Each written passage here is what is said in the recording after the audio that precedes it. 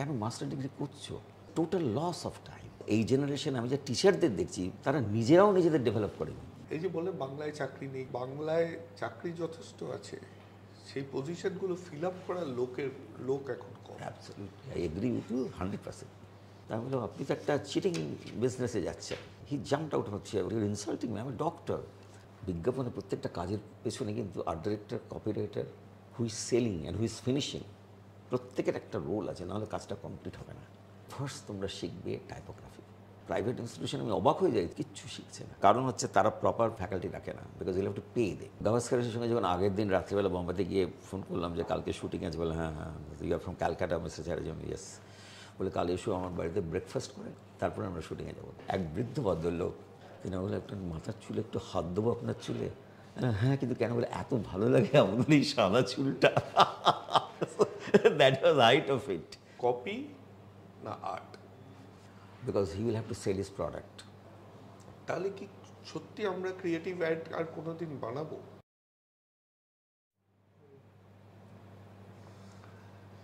নমস্কার, আমি অনিমেষ আবার এলাম। কোনো একটা সময় ছিল যখন কলকাতা আমাদের বিজ্ঞাপনের একদম কেন্দ্রস্থল ছিল। অনেক জিনিস এইখান থেকে তৈরি হয়ে তারপর বম্বে ঘুরে হয়তো আপনারা দেখতে পেতেন। আস্তে আস্তে সেইটা কমেছে, কিন্তু সেই সময়কার একজনকে আজকে আমরা পেয়েছি। তিনি একটা বই লিখেছেন তার অভিজ্ঞতা নিয়ে। সেই বইয়ের প্রচার তিনি চাননি, কিন্তু সেই বইয়ের প্রচার করতে পারলে আমাদের নামটা একটু ইন রিফ্লেক্টেড গ্লোরি বাড়তে থাকে। এর জন্য আমরা জোর করে সেই বইটা বলছি, এই বইটা আমরা প্রমোট করি। বইটার নাম বিজ্ঞাপনী গল্প, মৃত্যুঞ্জয় চ্যাটার্জির লেখা। তো সেই মৃত্যুঞ্জয় চ্যাটার্জি আজকে আমাদের সাথে। নমস্কার। বিজ্ঞাপনের জগৎ নিয়ে তো আপনি লিখেছেন এই বইটাতেই, এর জন্য এর বেশি বললে লোকে বইটা কিনে পড়বে না। সেটাও উদ্দেশ্য না। উদ্দেশ্য আমার বেসিক্যালি যারা বিজ্ঞাপন জগতে আসতে চাইছে, দ্য নিউ জেনারেশন, তাদেরকে একটা মানে তাদের একটা ছবি দেয়া যে জায়গাটা কী, কীভাবে নিজেকে তৈরি করবে এবং কীভাবে নিজেকে নিয়ে যাবে, হ্যাঁ, এই জগতে মিশিয়ে দেবে। তো এই রোমাঞ্চটা নিয়ে আমরা একটু কথা বলব। হ্যাঁ, এই এক্সাম্পলগুলো হয়তো অতখানি ধরবো না, দরকার নেই। তো এখানে আপনার জীবনের শুরু নিয়ে লিখেছেন যে আপনি পড়াশোনায় ভালো ছিলেন, ইঞ্জিনিয়ারিং পড়তে গিয়েছিলেন, তারপর বাবার মোটিভেশনে আপনি আর্টের লাইনে আসেন, সেখান থেকে বিজ্ঞাপনে একটা ন্যাচারাল প্রোগ্রেশন হয়। তো আপনার বাড়ির আবহাওয়াটা একটু বোঝার চেষ্টা করছি।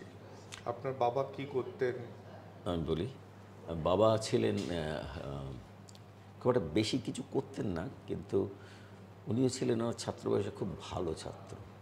বাবা আর প্রতাপচন্দ্র দুই বন্ধু ছিলেন। প্রতাপচন্দ্র মিনস এক্স মিনিস্টার, আপনি জানেন। এরা হিন্দু স্কুল থেকে পড়ে, প্রেসিডেন্সি কলেজে পড়ে, ক্যালকাটা ইউনিভার্সিটিতে ল সব একসঙ্গে পড়েছে এবং এতই ক্লোজ ছিল এরা। বাবা ফার্স্ট হলে প্রতাপবাবু সেকেন্ড হতেন, প্রতাপবাবু ফার্স্ট হলে বাবা সেকেন্ড হতেন। তা আমরা ছোটোবেলা থেকে দিয়েছিলাম বাড়িতে একটা বিরাট লাইব্রেরি, এবং তখনকার দিনের অ্যাওয়ার্ডগুলো সবই বই হিসেবে দেওয়া হতো, ইউনিভার্সিটি বলুন, কলেজ বলুন, স্কুল বলুন। এবং আমরা সেসব শরৎ রচনা বলি বা বঙ্কিম রচনা বা শেক্সপিয়ার, এত বড় বড় বই ছিল, সোনার ইয়ে দিয়ে মাথানো, দারুণ ডেকোরেটিভ এইসব ব্যাপার ছিল। তারপরে তো আস্তে আস্তে সব ছোটো হতে শুরু করলো। তো বাবা ছিলেন এই রকমই, খুব পড়াশোনায় ভালো ছিলেন, এবং বাবা একই সন্তান তার বাবা মায়ের, এবং বাবার একটা এম ছিল যে আইএএস হবে। তার জন্য দুবার বাবা পরীক্ষা দিয়েছিলেন, দুবারই বিয়েতে খুব ভালো, রিটেনে খুব ভালো ছিলেন, কিন্তু ইন্টারভিউতে দিয়ে যাওয়ার সময় দুবারই, একবার ওনার জন্ডিস হয়, তাতে উনি যেতে পারলেন, আর একবার পা ভেঙে যায়। সো থার্ড টাইম বাবা was very, this is not in my lakh. তো ঠিক আছে, কিন্তু ওই ব্যাপারটা বাবার এত ছিল যে সবাইকে পড়াশোনার পেছনে ভীষণ সাপোর্ট দিতেন, মানে, এবং এত বেশি দক্ষ ছিলেন অনেক ব্যাপারে। আমার মনে আছে আমি খুব বেশি পড়াশোনা করতাম না, বললেন ভালো লেখাপড়া আমি খুব একটা কোনোদিনই ছিলাম না, কিন্তু আমি করতাম কি পরীক্ষার আগে বাবাকে ধরতাম, তুমি অন্তত 10টা প্রশ্ন বলো, আমি জানি তার থেকে 6টা আসবেই। সো আমি 10টা পড়ে থাকতাম, আর 6টা আসতো, 6টা 5টা আমি বেরিয়ে যেতাম। তো এইটা আমি আমার গ্র্যাজুয়েশন পর্যন্ত করেছি। তা গ্র্যাজুয়েশনের আগেই আমি যখন প্রি ইউনিভার্সিটি সায়েন্স নিয়ে পাশ করে যাদবপুর ইউনিভার্সিটিতে গেলাম, ওখানে ইলেকট্রিক্যাল ইঞ্জিনিয়ারিং পড়বো বলে। তখন এত কঠিন ছিল না, পরীক্ষা মরীক্ষা এসব যা হয়, তখন মোটামুটি একটা ঠিক আছে দেখে নিয়ে নিত। তো কিন্তু একদিন সকালে বাবা কাগজ স্টেটসম্যান, তখন তো স্টেটসম্যান আর হিন্দুস্তান টাইমস বা এরকম একটা কিছু ছিল, তো এখানে আর্ট কলেজে ভর্তির একটা বিজ্ঞাপন বেরিয়েছিল। তো সেটা দেখে বাবা খুব উৎসাহিত করলেন, কারণ আমি ছবি ছোটোবেলায় যেমন সবাই ছবি আঁকে আমি আঁকতাম, কিন্তু বাবা খুব সাপোর্ট দিতেন, আমি দেখতাম। মা বকাবকি করতো, কারণ খাতাপত্র, অঙ্কের বই, স্কুলের খাতা, সব জায়গায় ছবি আঁকা থাকতো। বাবা কিন্তু সাপোর্ট দিয়ে নিজের রং টং কিনে এনে দিতেন। তো ওই বিজ্ঞাপনটা দেখে বাবা বললেন, তুই ভর্তি হওয়ার জন্য চেষ্টা কর না। তাই সে বাবা ওরা তো সব ওখানে আমার হবে না কিছু, বলে তুই পরীক্ষাটা দে, বলে নিজে ফর্ম টর্ম সব এনে টেনে জমা টমা করে দিলেন। দিয়ে পরীক্ষার দিন আমাকে বললেন, তুমি যা হবে হবে। আমি তো ঘাবড়ে গেলাম, 1000 জন পরীক্ষা দিচ্ছে, 50 জনকে নেবে, অ্যান্ড সবাই এসছে হায়ার সেকেন্ডারি ফাইন আর্টস করে, so they are absolutely well equipped. যাই হোক পরীক্ষা দিলাম, কিন্তু আশ্চর্য বাবার মনের জোরে আমি দেখলাম 50 জনের মধ্যে একটা নাম আমার উঠেছে। তবে ইন্টারভিউ, বাবা শুনেছি খুব উপর দিকে উঠেছিল। হ্যাঁ, কী করে উঠলো আমি জানি না, বাবার উইল ফোর্স। তো আমি খুব অবাক হয়েছিলাম। ইন্টারভিউতে যখন ডাকলো, আমি বাবাকে বলেছিলাম, বাবা ইন্টারভিউতে কিছু জানি না, এটা কীরকম। বলে তুই জানা, যা জানিস তাই বলবো, যা জানিস না বলবি না। বাবা ওয়াজ ভেরি ক্যাজুয়াল। তো ইন্টারভিউতে আমার মনে আছে, আর্ট কলেজে কখনো গেছেন বাড়িটাতে, ইন্ডিয়ান মিউজিয়ামের এক্সটেনশন, বিউটিফুল হিউজ সমস্ত ঘর। তারপরে 8 জন মাস্টারমশাই বসেছিলেন। তো আমি কাঁপতে কাঁপতে ঢুকলাম, জিজ্ঞেস করতে যাই, প্রথমে জিজ্ঞেস করলেন পড়াশোনা কী করেছো, আমি বললাম, বলে তুমি ইঞ্জিনিয়ারিং না পড়ে তুমি এখানে এসছো? আমি বললাম বাবা পাঠিয়েছেন। বাবা তোমাকে, তোমার বাবা কী করেন? আমি বললাম সেন্ট্রাল গভর্নমেন্টের একজন গেজেটেড অফিসার। কয় ভাই বোন? 5 ভাই বোন। তুমি? আমি বললাম বড় ছেলে। দে কুডন্ট বিলিভ, সবাই সবার মুখের দিকে তাকিয়ে বলে, তুমি সত্যি বলছো? বললো হ্যাঁ। বাবা তোমায় পাঠিয়েছেন? আমি বললাম হ্যাঁ। তা কিছু বললেন, তোমাকে আর কিছু বলার নেই, আমরা এমন বাবা দেখিনি, এর লেখাটা আছে ওখানে। আচ্ছা, বাবার নামটা? দিব্যেন্দু চট্টোপাধ্যায়। আচ্ছা, আর মায়ের? মায়ের নাম ভবানী চট্টোপাধ্যায়। উনি কি করতেন? মা ছিলেন হাউস ওয়াইফ, বাট খুব কালচারাল মাইন্ডেড, গান নাচ এসব নিয়ে থাকতেন, এবং খুব ভাইব্রেন্ট ইয়াং লেডি, নাটক টাটক করতে খুব ভালোবাসতেন। মাও খুব শিক্ষিত পরিবার থেকে এসছে, মায়ের ভাইরা প্রচণ্ড শিক্ষিত। আপনার একজনের নাম জানবেন, ডক্টর আনন্দদেব মুখোপাধ্যায়, উনি যাদবপুর ইউনিভার্সিটির একটি রত্ন ছিলেন, পরে এমেরিটাস প্রফেসর ছিলেন। ওশিয়ানোগ্রাফিতে ওনার একটা সারা পৃথিবীর নাম। আরেক ভাই ছিলেন ডাক্তার প্রফেসর, আরেক ভাই ছিলেন চার্টার্ড অ্যাকাউন্টেন্ট। সো খুব শিক্ষিত পরিবার। ওরাও খুব ঘাবড়ে গিয়েছিল আমি আর্ট কলেজে ভর্তি হচ্ছি, এখন বিলিভ। যাকে আমার ভাইরাও, আমার এক ভাই হচ্ছে ডক্টর সিদ্ধার্থ চট্টোপাধ্যায়, চেনেন, উনি হচ্ছে ফার্টিলিটি স্পেশালিস্ট। আমার পরের ভাই, মেজো ভাই হচ্ছে অমিতাভ চট্টোপাধ্যায়, ডক্টর অমিতাভ চট্টোপাধ্যায় হচ্ছে ক্যান্সার সায়েন্টিস্ট, হার্ভার্ডে বহুদিন ছিলেন তিনি। সো আমি এদের মধ্যে একটুখানি অন্যরকম সাবজেক্ট নিয়ে পড়াশোনা করেছি। এই হচ্ছে আমার ব্যাকগ্রাউন্ড। আমার 2 বোন, তারাও খুব শিক্ষিতা, তারা এখন নেই, লোকে চলে গেছে।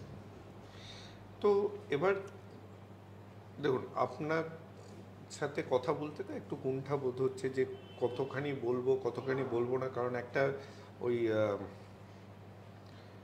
হিরো ওয়ার্শিপ টাইপের একটু আমার মধ্যে আসছে। আপনার যা ইচ্ছে জিজ্ঞেস করবেন না আমাদের। তো কিন্তু না জিজ্ঞাসা করেও পাচ্ছি না, কারণ আমার অ্যানালিটিক্যাল মাইন্ড সবকিছু চ্যালেঞ্জ করতে চায়। অবশ্যই অবশ্যই। 5 সন্তান, আপনি সবার থেকে বড়, মানে মানে পুত্র হিসেবে বড়, আমার দিদি সবচেয়ে বড় ছেলে। তো আপনার বাবা আপনাকে আর্টের দিকে ঠেললো। আজকের দিনে যখন 1 সন্তান কিংবা ম্যাক্সিমাম 2 সন্তান, তখনকার বাবা মারা কি ইচ্ছা থাকলেও এই রিস্কটা নিতে পারতো? দেখুন, এটা হচ্ছে ম্যাটার অফ অ্যাটিটিউড। আমার যেটা মনে হয়, এখন যেমন দেখবেন ছবি আঁকা শেখানোর জন্য বা আর্ট কলেজে ভর্তি হওয়ার জন্য হুড়োহুড়ি পড়ে যায়, আমার অবাক লাগে। সেই সময়ও আমি অবাক হয়ে গেছিলাম 1963 1000 জন পরীক্ষা দিয়েছে আর্ট কলেজে ভর্তি হবে বলে। তার মানে তার বাবা মা নিশ্চয়ই সাপোর্ট দিয়েছেন, না হলে তারা আসবে কী করে। হায়ার সেকেন্ডারি পড়েছে তারা ফাইন আর্টস নিয়ে, সেটাও বাড়ির সাপোর্ট পেয়ে, নাহলে ফাইন আর্টস নিয়ে কেন পড়বে। এবং সুতরাং এইটা একটা মানে ভবিষ্যৎ ভেবে যদি কেউ এই ডিসিশন নেয় তাহলে মুশকিল, সেটা নেয় না। আমার বাবাকে যেটা দেখেছি, সব বাবারাই চান বড় ছেলে তাড়াতাড়ি মানে ভালো পড়াশোনা করে চাকরি বাকরি করবে। একটা পরিবারের মধ্যবিত্ত পরিবার, খুবই মধ্যবিত্ত পরিবার আমাদের, তারা পরিবারে কিছু সাপোর্ট দেবে।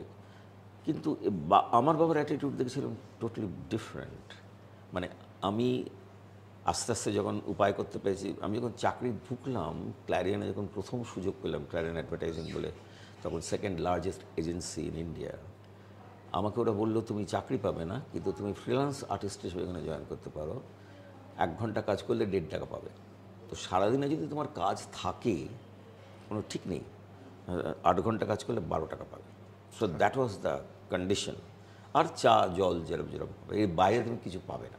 সেটা কিন্তু ওই সময় মন্দ ছিল না। মন্দ ছিল না। তা আমি বাবাকে আমরা বাপি বলতাম।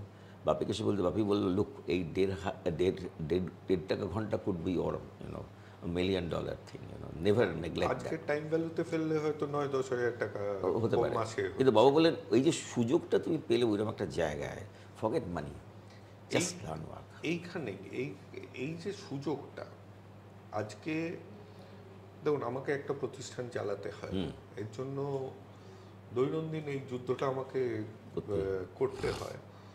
আমি চাই যে কলেজ থেকে যারা বেরোচ্ছে তাদেরকে এরকম একটা সুযোগ দিয়ে, কিন্তু কোথাও একটা দেখা যাচ্ছে যে খুব তাড়াহুড়ো তাদের জীবনে, তাদের শেখার থেকে উপার্জনের চিন্তাটা বেশি। Absolutely right. এবং সেটা কিন্তু অনেকখানি বাড়িরও একটা প্রশ্রয়ই হচ্ছে, যে এক জায়গায় একদিন হচ্ছে সে ধমক খেলো, সে বাড়িতে যেতে তাকে বললো কালকে যাস না, কাল থেকে আর যেতে হবে না। কত টাকা আর পাস, কত টাকা আর পাসটা কারণ হয়ে যাচ্ছে কি শিখছিস তার থেকে বেশি। তো সেই জায়গাটাতে আমরা এটা স্বীকার করতেই হবে যে বাংলার বিজ্ঞাপনী যেই প্রতিষ্ঠানরা, তাদের কোয়ালিটি কমছে, সমগ্র ভারতেই কমছে। ইনফ্যাক্ট এইটা নিয়ে না, আমার ছেলে এখন যাদবপুরে পড়ে, তো আজকে সকালে ওকে জিজ্ঞাসা করি যে কি পড়ে আজকে ক্যামেরার সামনে বসবো, কি পড়ে বসবো, ওই দেয়, কারণ ওদের চিন্তাধারাটা একটু মডার্ন। তো আমি তো যেই শার্টটা সামনে পাই সেটা নিয়ে চলে আসি। তো আজকে যখন আমাকে মোজা দিল, তখন এইরকম একটা পিজা দেওয়া একটা অদ্ভুত মোজা দিল, এবং তার সাথে ও কলেজে চলে গেছিল, আমি স্নান করছিলাম, তো একটা ভয়েস নোট ছেড়ে গেছে, সেটা আপনাকে শোনাই। Can you wear my pizza socks to the interview today? Because you're interviewing someone from advertising, and stupid things like that are what you see in advertising nowadays.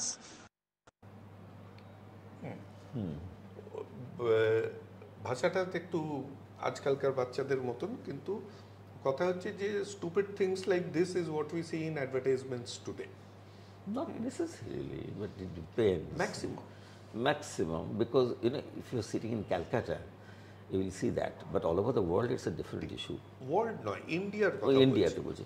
হ্যাঁ, ইন্ডিয়াতে টিভিতেও তো দেখছি একই জিনিস। বাট এর জন্য মেইন রেসপন্সিবল দ্য ক্লায়েন্টস, এইটা নিয়ে কেউ ভাবে না। বিকজ আমি আমার জীবনে দেখেছি যে সমস্ত ক্লায়েন্টস পেয়েছি, তারা they never dictate. The first thing we'll have to understand their need, why they have called me and given me the job. If you understand their need and if you think only their problem, এখন কি হচ্ছে, অনেকে ভাবে আমি এই কাজটা করি করে একটা অ্যাওয়ার্ড পাবো। So there is the ওইখানেই হচ্ছে কথাটা, ওখানে stupidity, what he has said very rightly. আমি যদি বিজ্ঞাপনের প্রাইজ পাওয়ার জন্য বিজ্ঞাপন করি, তাহলে look, nothing is creative unless it sells. The godfather of advertising এই কথাটা বলে গেছে। আগে আমরা দেখতাম যে যে অ্যাডভার্টাইজিং এ ঢুকেছে হয়তো বা সে নয় দুদিক দিয়ে তো ঢোকে, নয় ভালো কপি লেখে, নয় ভালো ক্রিয়েটিভ, হ্যাঁ, ক্রিয়েটিভ একটা আর্টিস্ট না, এখন ক্রিয়েটিভিটি, হ্যাঁ, হ্যাঁ ক্রিয়েটিভিটি আছে যেটা আর্টের দ্বারা ওই করছে। তো তারপরে সে একটা ছোট্ট ব্রেক নিয়ে হয়তো একটা এমবিএ করে আসে, যে ব্যবসাটাকে বুঝতে হবে যদি সে সত্যি সিরিয়াস অ্যাডভার্টাইজিং করতে চায়। তো আজকের দিনে সেই জিনিসটা চলে গেছে। আজকের দিনে এক সেকেন্ড, আচ্ছা আপনাদের বলি, একটা ক্যাফেতে যেহেতু আমরা বসেছি, তো এই পিছনে মাঝে মাঝে মেশিন চলার আওয়াজটা মেনে নিতে হবে, কারণ ওদের ব্যবসা তো থামিয়ে রাখা যায় না। আমরা 25 মেন স্ট্রিট ক্যাফে সল্ট লেকে বসেছি। ইনফ্যাক্ট ক্যাফের যে ওনার, সে একটু বেরোতে হয়েছে, আমাকে বলে গেছে যে ওনার দুটো প্রশ্ন আছে। তো কামিং ব্যাক টু দিস, এখন না মানে ইয়েস ম্যান বেশি হয়েছে অ্যাডম্যানের থেকে, যে ক্লায়েন্ট বলে দিচ্ছে আমার এটা চাই, হ্যাঁ স্যার হয়ে যাবে। একটা জিঙ্গল যখন বানানো হচ্ছে তখন জিঙ্গলটার থেকে বেশি সেটা কে গেয়েছে, সেটা কে সুর দিয়েছে। আমি এখনো এই পরিপ্রেক্ষিতে আমি একবার লিখেছিলাম এবং আমাকে একজন বলেছিল যে এটা আমাদের কিছু করার নেই, সেও মানে আর্ট জগতে একটা বিরাট জায়গায় উঠেছে, তারও একটা প্রশ্ন আছে আপনাকে করেছি। তো সে বলেছিল এটা তো আমাদের ক্লায়েন্ট গা ঘষাঘষি করতে চায়। আমার প্রশ্নটা হচ্ছে যে আমি যদি আমার অ্যাডে অমিতাভ বচ্চনকে নিই, তাহলে আমি অমিতাভ বচ্চন হিসাবে নেব, যে অমিতাভ বচ্চন দাঁড়িয়ে বলবে এই জিনিসটা আমি ব্যবহার করছি, তোমরা as a brand ambassador, endorsement.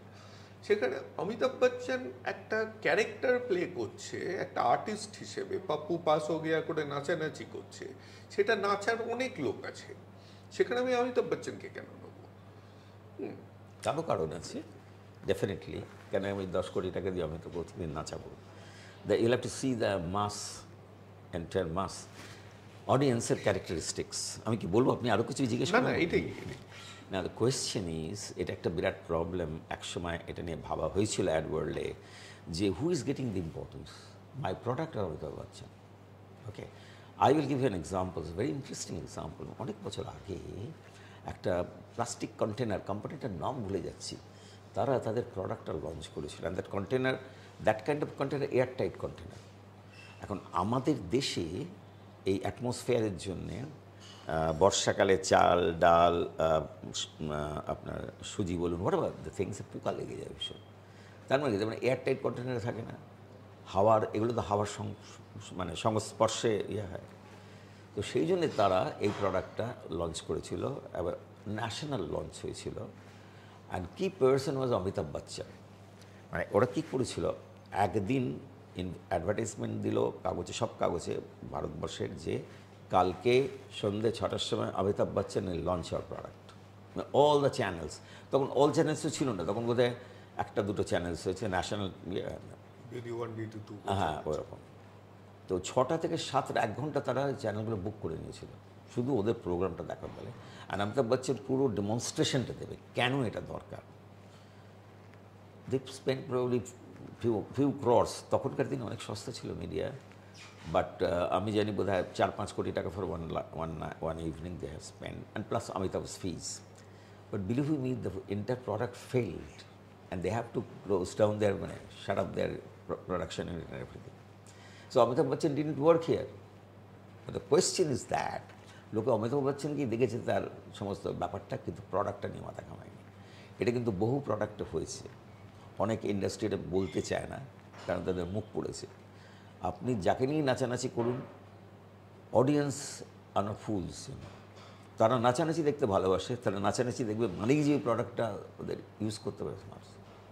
এখানে একটা ফুল আন্ডারস্ট্যান্ডিং আছে। হ্যাঁ, তো আমি এটাই বলছি, তার মানে কি, মানে ultimately the product and how we communicate the product to the audience through an advertisement, এটাই হচ্ছে মেন। বাট যখন এর বিরাট প্রবলেম হয়ে গেল, ওই চকলেটটার নাম কি, ক্যাডবেরিজ, মানে পোকা পাওয়া গেল, সেটা কিন্তু ভাইরাল হয়ে গেছিলো, কারণ এখন সোশ্যাল মিডিয়ার জন্য এটা খুব সহজ। সেই সময় ওরা বললো যে অমিতাভ বচ্চনকে ইউজ করে ওরা যে নতুনভাবে প্রোডাক্টটা আমার প্যাকিং করেছে, হ্যান্ড করে যেতে পারে, সেটা কিন্তু ভীষণ এফেক্টিভ হয়েছিল। কিন্তু সেটাও অমিতাভ অমিতাভ বচ্চন কিন্তু ওরা ট্রাস্ট কাজ করেছিল হ্যাঁ। ওখানে একটা। I am not against celebrity standing Yeah. As an ambassador, okay, কিন্তু I am against, what my question, not against, my question is যে একটা জিঙ্গল গাইছে, সেটা শঙ্কর মহাদেবন গাইছে না ইন্ডিয়ান আইডলের কোনো প্রতিযোগী গাইছে, যাকে হয়তো একবার দেখেছি, সেও তো খারাপ গায় না। ভালো গায়।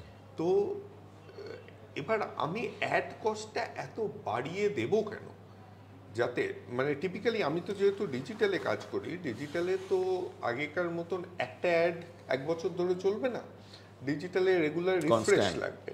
তো আমি অ্যাড কস্টটা এত বাড়িয়ে দেবো কেন যাতে এমএসএমই কিংবা ছোট লার্জ অর্গানাইজেশনসরা অ্যাফোর্ডই করতে পারে না। তার জন্য তারা কি করছে আজকে, তারা রিলস, মিমস, ইনফ্লুয়েন্সার্স, যে ইনফ্লুয়েন্সারটাকেই কেউ চেনে না, তার ফলোয়িং হয়ে গেছে, তার থ্রু দিয়ে অ্যাড করছে, which is becoming more of a catalogue than a creative ad. Absolutely, স্পেসটা শুধু ফিচার আর ফাংশনালিটি শুনে শুনে মানে that is the worst part of social media. হ্যাঁ, but social media is dominating now, you'll have to accept it. কিন্তু আমি that is উল্টো দিকটা বলছি, ad agencies are also not touching low budget advertisements. আর যারা টাচ করছে তারা অ্যাড এজেন্সি নয়, হ্যাঁ, আমার মতন লোকেরা যারা মানে ক্লায়েন্ট বলছে আমার এত টাকার টাকায় কিছু বানিয়ে দেবে, আমরা কিছু একটা দাঁড় করিয়ে দিচ্ছি। I do not claim to be an add agency at all. কারণ অ্যাড এজেন্সির যে ক্রিয়েটিভিটি, সেটা আমার অতখানি ক্রিয়েটিভিটি নেই।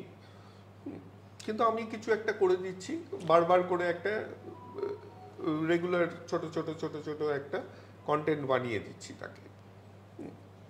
তো এটা কোথায় যেন একটা ক্যাচ 22 সিচুয়েশনে আমরা পড়ে গেছি, এবং তার জন্য অনেক উঁচু লেভেলের যারা অ্যাডের কাজ করতো তারা ইন্ডাস্ট্রি ছেড়ে দিচ্ছে, which is another very unfortunate thing that's happening. তারা স্ক্রিপ্ট রাইটিংয়ে চলে যাচ্ছে, তারা অ্যাক্টিংয়ে চলে যাচ্ছে, কারণ ওইখানে ক্রিয়েটিভিটি এখনও তারা ইউজ করছে, তারা ক্যাটালগ লেখার জন্য তো তারা নয়। এই যে আর বাল্কি সেদিন এসেছিল কলকাতায়, অ্যাড ক্লাব নিয়ে এসেছিল, ওর শুনছিলাম, ভেরি ইন্টারেস্টিং। ও আগে ফিল্ম করতে করতে মাঝখানে অ্যাডে ঢুকে আবার ফিল্মে চলে গেল, and is very successful as a film maker. Of course ad maker হিসেবে খুবই সাকসেসফুল ছিল অ্যাড ফিল্ম। যারাই বড় বড় ফিল্ম মেকার হয়েছে বিজ্ঞাপন থেকে এসেছে, কিন্তু বেসিক্যালি বিজ্ঞাপনের ফিল্ম করতে করতে নিজেদেরকে তৈরি করে দেন কম টু, সে সলবাসি বলুন আর হিচককি বলুন, দের all from advertising. Satyajit Ray. কিন্তু আজকাল ওই অ্যাডভার্টাইজমেন্ট, তার মানে কি এই স্পেসটা আস্তে আস্তে ডাই ডাউন করে যাচ্ছে? আমি ডাই ডাউন করে যাচ্ছে এখনই বলতে চাই না, কিন্তু কথা হচ্ছে again the attitude, if I want to make quick money then যা পাচ্ছি তাই করে দিচ্ছি, ক্লায়েন্ট যা বলছে সস্তায় করে দিচ্ছি। But if I want two stick to my policy or my philosophy, then I'll have to choose the client, choose the product and do my thing in my own way. But that doesn't mean you'll have to spend crores. এই যে টাকা নেওয়াটা, আমি যখন খুব young ক্ল্যারিয়নে, তখন আমি art director হয়েছি, ছুটে বেড়াচ্ছি নানা জায়গায়, কলকাতা, দিল্লি, বোম্বে, ম্যাড্রাস, সবসময় দেখতাম যে ওরা বুক করছে 5 স্টার হোটেল হ্যান ত্যান, সব ক্লায়েন্টের পয়সার খরচা আর কি। আমি অনেকবার ম্যানেজমেন্টকে বলতাম যে এত খরচা করো কেন তোমরা, ফালতু। বলতো সেটা তুই বুঝবি না, তুই থাকতে দিচ্ছে, তুই থাক। সো এটা আমার কিন্তু কোয়েশ্চেন, তখন থেকে কোয়েশ্চেন এসেছে যে we are wasting clients money. Rich client, চলো যেভাবে ইচ্ছে খরচা করো। এটা আমার পরের প্রশ্ন, যে how much of what gets charge to the client goes into advertising and gets ploughed back in client servicing. আমি অমিতাভকে দিয়ে যে বারবার ওনার নাম আসছে, কারণ উনি সর্বে সর্বা এখন। আমি তারকে দিয়ে একটা অ্যাড করাবো, একটা বিরাট পার্টি থ্রো করব, সেখানে ক্লায়েন্টকে ডাকবো, যাতে ক্লায়েন্ট হ্যান্ডশেকটা করতে পারে, তার জীবন ওইখানেই হয়ে গেল। তার প্রোডাক্টের কি হলো তার থেকে সে অ্যাড এজেন্সির উপরে খুব খুশি হয়ে গেল। কিন্তু সে এটা বুঝতে পারছে, কিন্তু ইগনোর করছে যে সেটাও তারই পয়সায় হচ্ছে। বুঝতে পারছে সে, হ্যাঁ, সে ইজ নট দ্যাট ফুল, হ্যাঁ, বাট ইগনোর করছে হ্যান্ডশেকটার জন্য। এটা একটা সেও একটা পজিশনে আসছে, অ্যাড সোসাইটিতে আমি একজনকে জানি, তিনি he has spent a lot of money into not advertising but education side, you know, as an industrialist বলবো না, educationist বলবো না, but he invested a lot of money. He's a very successful businessman. I told once, why don't you come into advertising field, you know, because spend a lot of money in advertising. At club একটা will be president or something. And I hate that. He just refused. এও আছে, আমি নাম বলতে চাই না, but এও আছে, didn't want to come into this forefront. ভগবানে বিশ্বাস করেন? হ্যাঁ, ভীষণ। ভগবান বলে না, আমি একটা সুপার পাওয়ারে বিশ্বাস করি। আমি মানে কতগুলো ব্যাপারে খুব সিরিয়াস। আমার 13 বছর বয়সে পড়তে হয়েছিল। আমার বাবা বলেছিলেন, এটা কখনো ফেলিস না, দিস উইল প্রোটেক্ট ইউ। আমি যেখানেই থাকি, জাহাজে থাকি বা এরোপ্লেনে থাকি বা রেলে থাকি বা যা, একটা টাইমে আমি আমার গায়ত্রী মন্ত্রটা ঠিক করি। আমি জানি না এটা একটা প্র্যাকটিস আমার, বাট তার মানে এই নয় যে আমি একটা সব দেয়ালে ভগবানের 1000টা ছবি দেখে প্রণাম করি, না, নট অ্যাট অল। বাট একটা সুপার পাওয়ার আমি বিশ্বাস করি, অ্যান্ড লাক, যেটা আমার বাবা বলতেন যে তুই যেখানে দাঁড়িয়েছিস সেটা তো লাকের ওপরে পুরো। I believe in that, you know. এটাই আমার প্রশ্নটা। একজন যে ইঞ্জিনিয়ার হতে চাইছিল, সে এসে পড়লো একদম ডায়াগোনালি অপোজিট একটা জায়গায়। What if it had not clicked? Of course it's a big risk, you know. এটাও বলি, মানে বাবার এতটা ইনফ্লুয়েন্স আমার এন্টায়ার ক্যারিয়ারের উপরে পড়েছে। আমরা যখন 5th ইয়ার আর্ট কলেজে, তখন আমাদের মাথায় ঢুকেছে এইবার কী হবে, বেরিয়ে যাওয়ার পর কোথায় যাব। কাঁধে ব্যাগ নিয়ে ঘুরে বেড়াতে হবে রাস্তায়, আমাদের কোনো স্কুল ফুলকে যদি একটা চাকরি দেয় বা কেউ যদি একটা বুক কভার করতে দেয়। আমি থাকতাম বই পাড়ায়, কলেজ স্ট্রিটে যেতাম, মাঝে মাঝে দিত 50 টাকা 100 টাকা, বই কভার ডিজাইন করে দিত। তো তখন এমপ্লয়মেন্ট এক্সচেঞ্জে নাম লিখিয়ে রেখেছিলাম, সেই সময়টা কিন্তু ছিল খুব। বিলিভ মি, পাশ করার 2-3 মাস আগে থেকেই ইন্টারভিউ চিঠি আসতে শুরু করলো। পোর্ট ট্রাস্ট আমার মনে আছে, মেডিকেল কলেজ, তারপর আরও সরকারি, ইন্ডিয়ান মিউজিয়াম। বাবা আমি আসছে, বাবাকে বললাম, বাপি ইন্টারভিউ বলে, কখনো সরকারি চাকরি করবি না, দেন উইল ফিনিশ অ্যাবসলিউটলি। এই যে 5 বছর শিখলি, স্কলারশিপ পেয়েছিস, হ্যান্ড পেয়েছিস, কিছু তো শিখেছিস, প্রাইভেট কোম্পানিতে যাবি, ওরা তোকে লাঠি পেটা করবে, জুতো মারবে, গালাগাল দেবে, তাড়িয়ে দেবে। That way you will learn. Never go in to a সরকারি জব, অ্যান্ড সেখানে গেলে তুই একটা মাস গেলে মাইনে পাবি, তো কোনো চ্যালেঞ্জ থাকবে না জীবনে। আর লেখা আছে এখানে। সো লাইফে যদি কিছু করতে চাও, take that challenge, you will have to risk. আমার কাছে যারা শিখতে আসে, প্রচুর ছেলেমেয়ে আমার কাছে পড়তে আসে, আমি পড়াই অনেক ইউনিভার্সিটি, কলেজে, নানা জায়গায় আমি ওই মানে ভিজিটিং লেকচারারে যাই। আমি সবাইকে একটা কথাই বলি, if you think about money, you can never learn. And if you think একটা কোজি জব, এই যে মাস্টার ডিগ্রি করে, আমি বললাম কেন মাস্টার ডিগ্রি করছো? মাস্টার ডিগ্রি করে ইউর ওয়েস্টিং ইউর টাইম। মানে আমাদের লাইনে it's a total loss of time. তুমি গ্র্যাজুয়েশন করে সঙ্গে সঙ্গে রাস্তায় নামো, দেখো পৃথিবীটা কী কী চায়। তুমি যা শিখো চল রাবিশ, ওগুলো কোনো কাজে লাগবে না। হ্যাঁ, এবিসিডি ঠিক আছে, এবিসিডিটা তো লাগে, বেস, তোমার ওই বেসটা হয়েছে তার বেশি। এখন আমার কাছে পড়ছে কলেজে, কিন্তু আমার কাছে পড়তে আসে। আমি হাসছি কারণ এই ক্যামেরার পিছনে যারা আছে তারা সব মিডিয়া সায়েন্স পড়ছে কিংবা মাল্টিমিডিয়া অ্যানিমেশন এইসব করে গ্র্যাজুয়েশন করে, এবং তারা মাস্টার্স করবে বলেই ঠিক করে রেখেছে। It's a dangerous trend. আমি এখনো তাদেরকে বোঝাতে পারি না যে কেন, এবং এদের কথা নয়, এরা ভালো জায়গা থেকে পড়ছে। এই যে ব্যাঙের ছাতার মতন গজিয়ে উঠছে যারা শুধু টুলস শেখাচ্ছে, Absolutely, tools, very, very beautifully used word, you know, application of concepts শেখাচ্ছে না। 5 মিনিট চোখ বন্ধ করে বসে থেকে যে একটা জিনিসকে ভিজুয়ালাইজ করে কাজটা শুরু করব, সেটা বলছে না। শুধু গুগল থেকে ছবি নামাও, ছবিগুলোকে কিছুভাবে একসাথে কোলাজের মতন, এটা ডিজাইনও নয়, মোর of a collage than design, cut and paste, absolutely. আর এখন তো যেটা আপনার থেকে জানার, আর্টিফিশিয়াল ইন্টেলিজেন্স। ওই বাপরে। তার আগে আমি আরেকটা কথা বলে নিই, যে যারা শিখতে আসে, আমি দেখেছি এরা কেউ পড়াশোনা করে না, শুধু নিজের ওইটুকু বাইরে বেরোতে হবে। আমাদের প্রফেশনে যদি কিছু করতে হয়, ইউল have two stretch your mind, Yule have to read lot of things. মানে শুধু আমার গ্রাফিক ডিজাইন বা আমার অ্যাডভার্টাইজিং না, আমার আর্টস, সায়েন্স, লিটারেচার, কোথায় কী হচ্ছে আমার জানতে হবে। আমার মনে আছে তখন মণিশঙ্কর হিন্দুস্তান পেট্রোলিয়াম বোধহয় তখন হলদিয়াতে তখন শুরু হচ্ছে। হলদিয়া পেট্রোকেম, হলদিয়া পেট্রোকেম। হলদিয়া পেট্রোল। তা সেই সময় মণিশঙ্কর আমাকে একদিন ফোন করে বললেন যে মৃত্যুঞ্জয়, আমার একটা ভালো ব্রোশিওর দরকার, কারণ ইন্টারন্যাশনাল লেভেলে একটা বড় প্রজেক্ট হচ্ছে, তুমি করবে? আমি বললাম হ্যাঁ করে দেবো। তারপরে একদিন আমার অফিসে এলেন, বললেন আমি যখন রেডি হয়ে গেছে আমি বললেন না আমি তোমার অফিসে যাবো, আমি দেখবো তোমার অফিস।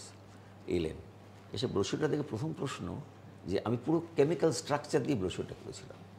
ফার্স্ট থিং আস্কড, এই জানলে কী করে তুমি এই কেমিক্যাল স্ট্রাকচার একটা অসাধারণ জিনিস তুমি তৈরি করলে, কিন্তু how do you know? I said আমি কেমিস্ট্রি পড়েছি, দ্যাটস বলে কিন্তু এই অ্যাপ্লিকেশনটা তোমার আমি শুধু কেমিস্ট্রি না, আমি এভিয়েশনের উপরে একটা ক্লোরাইডের কাজ করতে হবে, ক্লোরাইড ব্যাটারি এভিয়েশনের উপরে ওরা বললো, ওরা বোধহয় সেবার ক্যালেন্ডার করবে না। যখন ওরা বললো এভিয়েশন, আমি যখন তখন আমি ক্ল্যারিয়ানে আমার কোম্পানি বললো ইউ ডু দ্য জব, আমি অক্সফোর্ডে গিয়ে প্রথমে এভিয়েশনের উপরে একটা মোটা বই কিনলাম, যে তার এন্টায়ার আদ্যপাদ্য কি ব্যাপারটা আমাকে বুঝতে হবে। বুঝলাম, পড়লাম, বুঝলাম, তারপর কাজটা করলাম। এখন এই জানাটা ভীষণ দরকার। এটা অবাক লাগে না? আমাদের সময় মানে অ্যাটলিস্ট আমার গ্র্যাজুয়েশন অবধি, আমি খড়গপুরে পড়াশোনা করেছি, তো গ্র্যাজুয়েশন অবধি আমাদের লাইব্রেরিতে গিয়ে পড়াশোনা করতে হতো। এখন আর কেউ লাইব্রেরি যায় বলে মনে হয় না, কারণ গুগলেই সব পেয়ে যাচ্ছে। কিন্তু আমরা যতখানি রিসার্চ করতাম একটা কিছু করার আগে, এই যে আঙুলের ডগায় গুগলটা আছে, এখন রিসার্চ করাটা কমে গেছে কোনো কাজ করার শুরু না, করার। গুগল ইজ কোয়াইট হেল্পফুল, এটাও ঠিক, কিন্তু you will have to have that attitude যে আমি গুগল স্টাডি করি। আজকে কয়েক বছর আগে বোধহয় আমাদের প্রতি বছর একটা ইউজিসি লেকচার দিতে হয় সমস্ত আর্ট টিচার বা প্রফেসর যারা আছে তাদের কাছে। আমি 3-4টে আমি লেকচার দিয়েছি। একবার আমাকে বলেছিল তুমি ডেভেলপমেন্ট অফ ভিজুয়াল আর্টের উপর লেকচারটা দেবে। তো তখন আমি ওই গুগল আমাকে হেল্প করেছিল, বোধহয় পৃথিবীর 10টা ভিজুয়াল ইনস্টিটিউশন তারা কীভাবে নিজেদেরকে ডেভেলপ করছে studied, and then I have delivered my lecture, সেটা ওরা পাবলিশ করেছিল। ওটাই তো বলছি, দ্যাটস ইট। ওটা ওইটা কাজে আছে, লাগে, হ্যাঁ, কিন্তু দেখছে না। না, কারণ they are not literate in that sense. ওই ব্যাপারটা ওদের মাথায় নেই যে আমাকে এটা জানতে হবে। আমি এখনকার যা হচ্ছে আমি তো জানি, আমি একটা এক্সপিরিয়েন্স 50 বছরের এক্সপিরিয়েন্স নিয়ে বসে আছি, কিন্তু আমি তো অনেক কিছু জানি না, সেটা ভাবতে হবে। And that I learn from Google absolutely. তো কিসের এত তাড়াহুড়ো? খুব কারণ আছে, র্যাটরেস একটা সোজা কথা। কেন আমি এখনকার ছেলে মেয়েদের দেখি, আমি বললাম যে কি যেন, হ্যাঁ মাস্টার ডিগ্রি করে তোমার লাভটা কি? না স্যার একটা চাকরি পেয়ে যাবো, ওইটা দেখালে স্কুল ফিসকুলে একটা চাকরি হয়, মাস্টার ডিগ্রি ছাড়া নিতে চায় না। That is the end of your future. তোমার একটা চাকরি পেলে হয়ে গেল, তখন হাঁ করে তাকিয়ে থাকে। মানে that is the dangerous thing. ওদেরকে মোটিভেট করার টিচারও নেই, বিকজ এই জেনারেশনে আমি যে টিচারদের দেখছি, মানে পার্ডন মি সেইং সো, তারা নিজেরাও নিজেদের ডেভেলপ করেনি, করতে চায় না। অ্যান্ড বিলিভ ইউ মি, ওই লেকচারটা, ইউজিসি লেকচারটাতে আমি বলেছিলাম, এবং সেখানে ফুল অফ টিচার্স, তারা খুব অবাক হয়ে গেছিলো। পরে ওরা বলেছিল, আপত্তি করেছিল, কারণ অনেক স্টুডেন্ট ওখানে ছিল, যে এটা উনি বললেন কেন। আমি বলবো না তো কি, they should also be ashamed. আমি আপনাকে যখন পড়াতে যাব, আপনাকে স্টাডি করে নিয়ে আমাকে জেনে নিতে হবে কী পড়াবো, কেন পড়াবো, কী শিখবেন আপনি, তাহলে কি লাভ? আর সেই মোটিভেশনটা কিন্তু এখন আর নেই।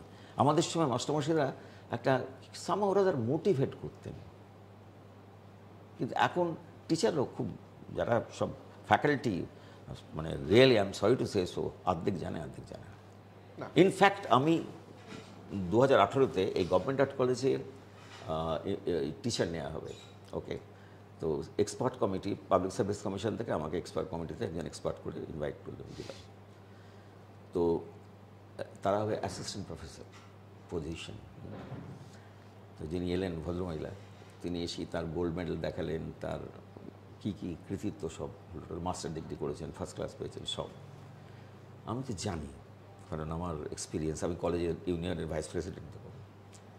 তো যাই হোক, তা আমি বললাম যে আমি আপনাকে দুটো প্রশ্ন করব, আপনি যদি উত্তর দিতে পারেন then I will ask you other questions, otherwise you will have to go. Chairman বসে আছে পাবলিক সার্ভিস কমিশন, অবাক হয়ে আমাকে দেখছে যে আমি একটা অদ্ভুত অ্যাটিটিউড নিয়ে ইন্টারভিউটা শুরু করলাম। তা আমি বলুন তো, গ্রাফিক আর্টের আপনি অ্যাসিস্ট্যান্ট প্রফেসর আসেন, পড়াবেন, গ্রাফিক আর্ট কোথা থেকে এসছে কথাটা, তার মানেটা কী? সে ভদ্রমহিলা হাঁ করে তাকিয়ে রইলেন আমার দিকে। অনেকবার আমাকে গোল্ড মেডেল বলে, আমি বললাম আমি সব জানি না, আপনি তো ক্লাসে গিয়ে গোল্ড মেডেল দেখাবেন না স্টুডেন্টদের, পড়াবেন, বলতে পারেন। তারপরে আমি বললাম ফটোগ্রাফি কিছু বোঝেন? হ্যাঁ স্যার, এটা ওটা সেটা অনেক কিছু বললো, ব্যাক লাইট ফ্রন্ট লাইট। তা আমি বলি তো বার্ডস আই ভিউ ফটোগ্রাফিতে কাকে বলে?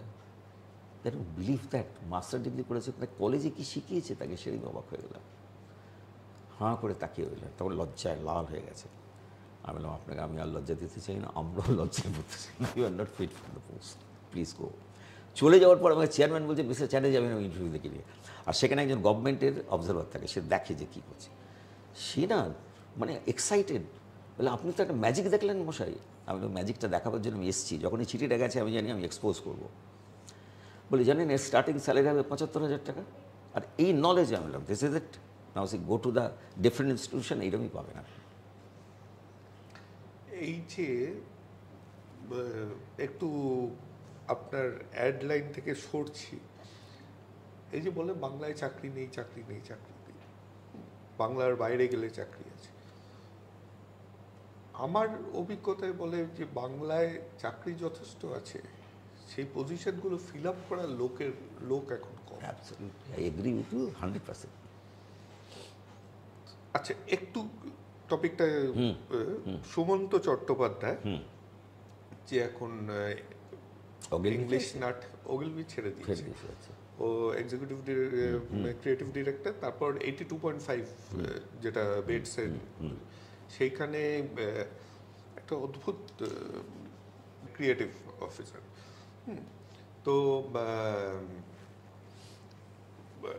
সুমন্ত আপনার জন্য একটা প্রশ্ন পাঠিয়েছে, এবং ইনফ্যাক্ট ও ক্লেম করে যে ও রিটায়ার করে গেছে, কারণ ছেড়ে দিয়ে ও, আমি যাদের কথা বলছিলাম ও তাদের মধ্যে একজন, যে আর এই র্যাট রেসের মধ্যে থেকে না নিজের মতন কাজ করবে, ক্রিয়েটিভ কাজ হলে তখনই করবে, এইরকম মনে হয় একটা ইচ্ছা, যদিও ওই নিয়ে ওর সাথে আমার আলোচনা হয়নি।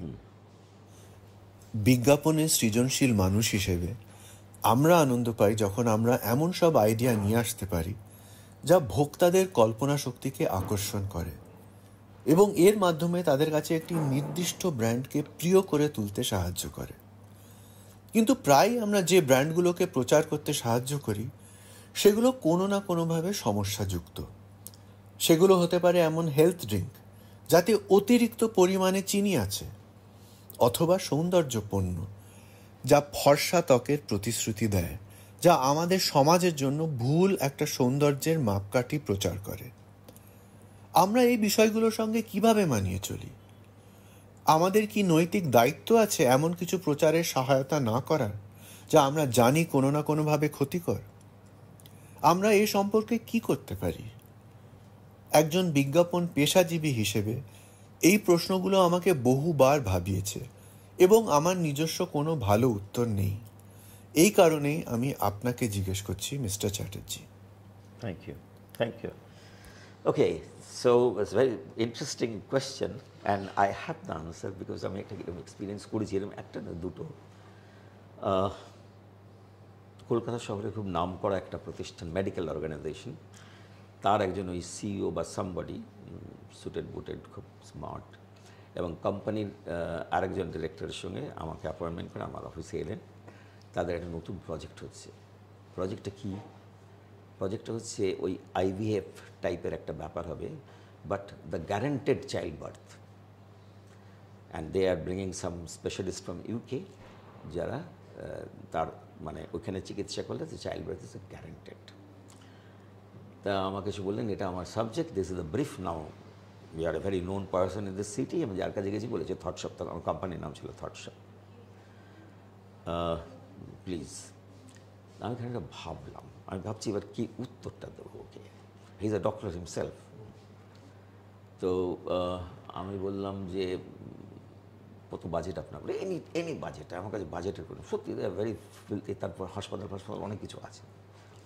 হ্যাঁ, লাভলি। আমি বললাম আপনি কিছু জানেন আইভিএফের ব্যাপারে? আমি ডক্টর। বললাম না, আইভিএফের ব্যাপারে আপনি কিছু জানেন? তো বললেন সেটা আমার জানার দরকার, স্পেশালিস্টরা আসছে। তা আমি বললাম আপনি তো একটা চিটিং বিজনেসে যাচ্ছেন। The moment I said that, he jumped out of a chair. What do you mean by that? You're insulting me. I'm a doctor. And you're an ad man. I have come to you for creativity. I'm sorry. Sorry. You are going to cheat people. and you'll be punished for that, if you start this business. Why? And it's pure cheating. How do you know? And my brother is Dr. Siddhartha Chattopadhyay, my younger brother. He is a renowned IVF specialist in Kolkata. Then he left the chair immediately and said, okay, thank you very much. I called my brother. I said, this chap came to me for this. Well, why don't you kick him out? Well, they are spoiling the whole business industry and ethics of the whole. It is a very ethical thing, this one. So he offered money, everything, and I'll have to be responsible for my society. না, এইখানে আমার প্রশ্নটা একটু difference আমার মনে হচ্ছে। আপনি as a head of the institution আপনি ডিনাই করেছেন। আমি যদি সেখানে চাকরি করতাম এবং আপনি অ্যাকসেপ্ট করে নিতেন মণিকাঞ্চনের লোভে, তাহলে আমার কি করার? আচ্ছা, তার একটা এক্সাম্পল দিই। আমি ক্লোরাইডেরই একটা ক্যাম্পেন হবে, বোম্বেতে শুটিংয়ে গেছি। তখন সেই সময় খুব নাম্বার 1 হিরোইন হচ্ছে এক দুজেকে লিয়ে বলে একটা ফিল্ম হয়েছিল, সুপারহিট। হ্যাঁ, Rati Agnihotri, she was the model, main model. তাকে অনেক করে রাজি করানো হয়েছে, হ্যাঁ, তার প্রচুর টাকা পাকা। আমি এখান থেকে বম্বে চলে গেছি ফ্লাই করে, ওখানে তার সঙ্গে ফোনে কথা বলেছি। তার বাবাই কথা বলতেন মেনলি, টাইম ফাইম everything fit. So my point was you will have to be there at 9 o'clock because my photographer told me outdoor shooting. তারপরে রোদও করে চলে গেলে চোখের নিচে শ্যাডো আসবে না, not shoot, because he is a very renowned photographer. তো আমরা 7টা থেকে লড়ে যাচ্ছি বম্বে ফিল্ম সিটিতে, সমস্ত হ্যাঁ তেন বিরাট বিরাট এইসব শুটিং আগে যা হতো না, এখন তো এইটা পরে আসছে বলবো। তো ওয়েট হয়ে সে 9টায় আসে না, 10টায় আসে না, 11টার সময় ঢুকলো তার বাহিনী নিয়ে, কেউ চুলা ছেড়ে দিচ্ছে, কেউ জামা ধরে দিচ্ছে। হ্যাঁ, তাই আমি sorry, shooting is I have packed up. Why? I'm furious. My time. I said, who cares your time? You'll have to think of us. We cannot shoot. I called my branch manager. Mritum, please don't do that. I mean, no. আমার principal যে তাই করতে হবে। কালকে পাখি পড়া পড়ে বুঝিয়েছিলাম, this is the reason you'll have to come in time, and she didn't follow me, sorry. But করলাম বিকেলের ফ্লাইটে কলকাতা। I did it. এখন একটা শুটিংয়ে যদি স্টার কাউকে আনা হয়, তার সাথে 4 জন শুধু রিল বানানোর আসে। তার স্টাইলিশ মেকআপ আর্টিস্ট তো আলাদা, শুধু রিল বানানোর জন্য 4 জন অ্যাকম্পানি করে এবং তাদেরকে অ্যাকোমোডেট করতে হয়, নাহলে তারা করে না।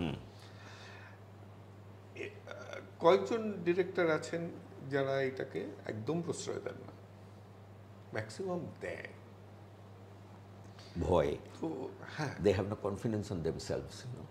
এই profession, if you don't have a confidence, আজকে কেন আপনি আমার এত কথা জিজ্ঞেস করছেন? আমি একটা সামান্য অর্ডিনারি লেখাপড়া করেছি, আমি কিন্তু শিখেছি কনস্ট্যান্ট। ওই 1.5 ঘন্টায় আমি যখন ক্লারিনে ছিলাম, প্রতিটা মোমেন্টে দেখতাম কে কী করছে, কীভাবে করছে। এবং তখনকার দিনে যারা আমাদের সিনিয়র ছিলেন, আমার যিনি গুরু বলবো আমার প্রফেশনাল, শ্যাম গুহ, তিনি আমাকে বসে বসে ধরে ধরে সব শিখিয়েছেন। মানে ওয়ান ফাইন মর্নিংয়ে কেম টু মি, তখন আমি কাট পেস্ট করি আর কি 1.5 ঘন্টা। আমি বললেন, আমি শুনেছি আপনি গ্র্যাজুয়েট। মানে হ্যাঁ, উনি বাংলা ভাষা কথা। অ্যাডভার্টাইজিং শিখবেন, ইংরেজি পড়তে পারেন? আমি হ্যাঁ পড়তে পারি। বলতে পারেন? আমি বললাম না। বলে আপনি অ্যাডভার্টাইজিং শিখবেন? আমি বললাম আমি যদি শেখান, আমি তো কিছুই জানো হোয়াট ইজ অ্যাডভার্টাইজিং। অ্যান্ড ক্লারিনে তখন বিরাট একটা লাইব্রেরি ছিল, এখন কোথাও লাইব্রেরি পাবেন না, তখন প্রচুর বড় বড় লাইব্রেরি থাকতো, বিদেশ থেকে প্রচুর বই আসতো। তো উনি আমার লাইব্রেরিতে নিয়ে গিয়ে ম্যাকগ্রো হিলসের অ্যাডভার্টাইজিংয়ের একটা বই, মোটা বই আমায় দিয়ে বললেন, এটা পড়েন, যেখানে বুঝতে পারবেন না আমার কাছে আসবেন। And that is called motivation. And I have learned. রাত 12টা একটা কনস্ট্যান্ট কাজ করতাম, 3 দিন 72 আওয়ার্স এক নাগাড়ে কাজ করে গেছি। পরে যখন অফিসে এসেছি সবাই বলছি, তুমি তোকে এতটুকু টায়ার্ড লাগছে না? জয় অফ সাকসেস, এইটা যদি না থাকে কিছু হবে। আমি যদি সবসময় ভয় পাই আমার বসকে, আমি কত সময় আমার যারা বস ছিল, আমার যিনি বস ছিলেন, I must tell you that it's a very interesting story of my life. Kanu Basu, Clarion মেকানের অসাধারণ একজন creative person, no doubt. And ক্লারিয়নের একটা ব্যাপার ছিল, সব ওরা স্টাফরা না ওই শেয়ার হোল্ড করতো, ওটা একটা কোঅপারেটিভ ইয়ে ছিল, তার ম্যাক্সিমাম শেয়ার ছিল, যেন ভীষণ পাওয়ার ছিল। তো উনি কখনই আমাকে পছন্দ করতেন না প্রথম থেকেই। যদি উনি আমাকে চান্স দিয়েছিলেন 1.5 ঘন্টায় বসার, পরে যখন চাকরি হয় হ্যাঁ না তা না, আমি একটুখানি, কারণ আমি কখনো স্যার করতাম না, যেতাম দেখতাম কাজ, খুব ইমপ্রেসড হতাম, ঠিক আছে আমার বাবার বয়সী। তা একবার ম্যানেজমেন্ট খুব চেষ্টা করছে আমাকে একটা মানে অ্যাসিস্ট্যান্ট ক্রিয়েটিভ ডিরেক্টর একটা করবে বলে উনি কিছুতেই তাকে সাপোর্ট করেন। তো সেই সময় একটা ঘটনা ঘটলো, সোয়ারেসের একজন চেয়ারম্যান আসছে বিদেশ থেকে, তার জন্য একটা ব্রশর করতে হবে। কানুবাসু নিশ্চয়ই করবেন, ইজ দ্য, কিন্তু কানুবাসুর শ্বশুরমশাই মারা গেলেন হঠাৎ, দিল্লি চলে যেতে হয়। ম্যানেজমেন্ট বলল এরপরে যদি কেউ কাজটা করে তাহলে মৃত্যুঞ্জয় করবে। কাজটা আমার কাছে এলো, বাসু সাহেব উনি খুশি হলেন না, but other executives R very happy, কারণ ফ্রেন্ডলি কাজটা করতে পারে। যে কাজ হলো, ভেরি অ্যাপ্রিসিয়েটেড। উনি ফিরে এলেন, ফিরে এসে প্রথমে আমাকে ডাকলেন, শুনলাম কাজটা নাকি তুমি ভালো করেছো। হ্যাঁ স্যার, আমি সুযোগ পেয়েছি। তুমি এখানে কি হবে, তোমার ফিউচার কি এখানে? আমি কেন, আর্ট ডিরেক্টর হবো। তুমি 3 জন art director, I want to be 4th art director. তো উনি সবসময় না চুলটা পাকাতেন, ভীষণ সুন্দর চেহারা ছিল ওনার, একেবারে চলতে পারবে না, জীবনে পারবে না। আমি যতদিন ক্লারিনেট আছি তুমি পারবে না। জাস্ট ইমাজিন একটা ঘরে মানে chief of the entire creative department, আমি একটা তখন সিনিয়র ভিজুয়ালাইজার, তার সঙ্গে কথা হচ্ছে, তুই কোনো দিন হতে পারবে না। আমি কেন স্যার, আমি থাকলে তুমি হতে পারবে। কত বয়স? আমি বললাম 28 বছর বয়স। আমি বললাম ওকে স্যার, চ্যালেঞ্জ নিলাম। তুমি আমার সঙ্গে চ্যালেঞ্জ নিচ্ছ? বললো হ্যাঁ স্যার। লাল হয়ে গেল, ফর্সা চেহারা ছিল, খুব সুন্দর চেহারা। তুমি চ্যালেঞ্জ নিচ্ছ? হ্যাঁ স্যার। বরঞ্চ 2-1 সময় দিন, আমি এইখানে এই 3 নম্বর ঘরের পাশে 4 নম্বর ঘরটা আমার হবে। And was quite স্টিলি। বললেন আচ্ছা দেখবো।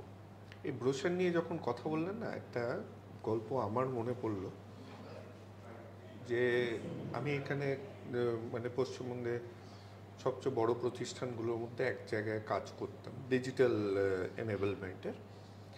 সেখানে ওই সবচেয়ে বড় অ্যাড এজেন্সি ইন্ডিয়ার, তারা ক্রিয়েটিভ ছিল।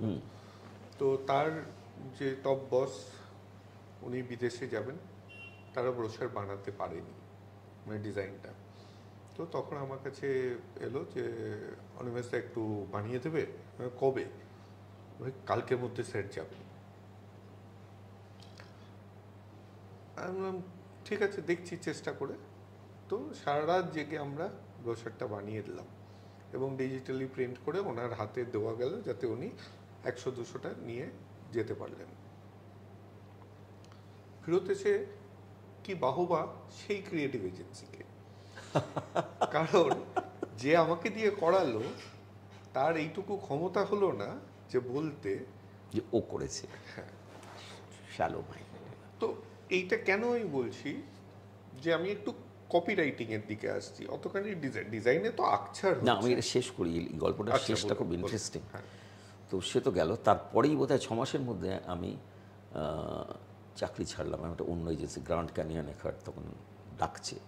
তখন আমি দেখলাম যে এই ব্যারিয়ারটা আমার পাল্টাতে হবে, মানে তারা আমাকে আর্ট ডিরেক্টর করে নিয়ে যাচ্ছে। আমার যিনি ছিলেন managing director, Prashant Sanyal, used to love me very much. উনি আমাকে ডেকে বললেন তুমি চলে যাচ্ছ কেন? আমি জানি কানুবাসু প্রবলেম, বাট একটু অপেক্ষা করো না, তুমি ঠিক তোমার জায়গায় পৌঁছবে। না স্যার, আমি ওদের কথা দিয়েছি যাবো। ও ঠিক আছে যাও, আর ফিরে আসবে? হ্যাঁ ফিরে আসবে। তোমার স্ট্র্যাটেজিটা খুব ভালো, কারণ তোমার ফিরে এসে কোনো আনবো, তোমায় ওই পজিশনেই নিতে হবে। উনি এত কিছু জানেন, কানুবাসুর সঙ্গে আমার চ্যালেঞ্জ হয়েছিল, শি ডিডন্ট নো দ্যাট। তো ঠিক আছে, গ্রান্টে গিয়ে কাজ করছিলাম, খুব সাকসেসফুল। 1.5 বছরের মাথায় আমাকে ফোন আসতে শুরু করলো, এবার তুমি চলে এসো, তুমি চলে এসো। করতে করতে 2 বছরের মাথায় আমি এলাম আর্ট ডিরেক্টর হয়ে। মিস্টার বাসুর সঙ্গে প্রথমে দেখা করতে গেছি, এন্টায়ার স্টুডিও আর 50 জন আর্টিস্ট, ওরা টেন্সড কী হয়, কারণ ওরা সব জানে এই স্টোরিটা।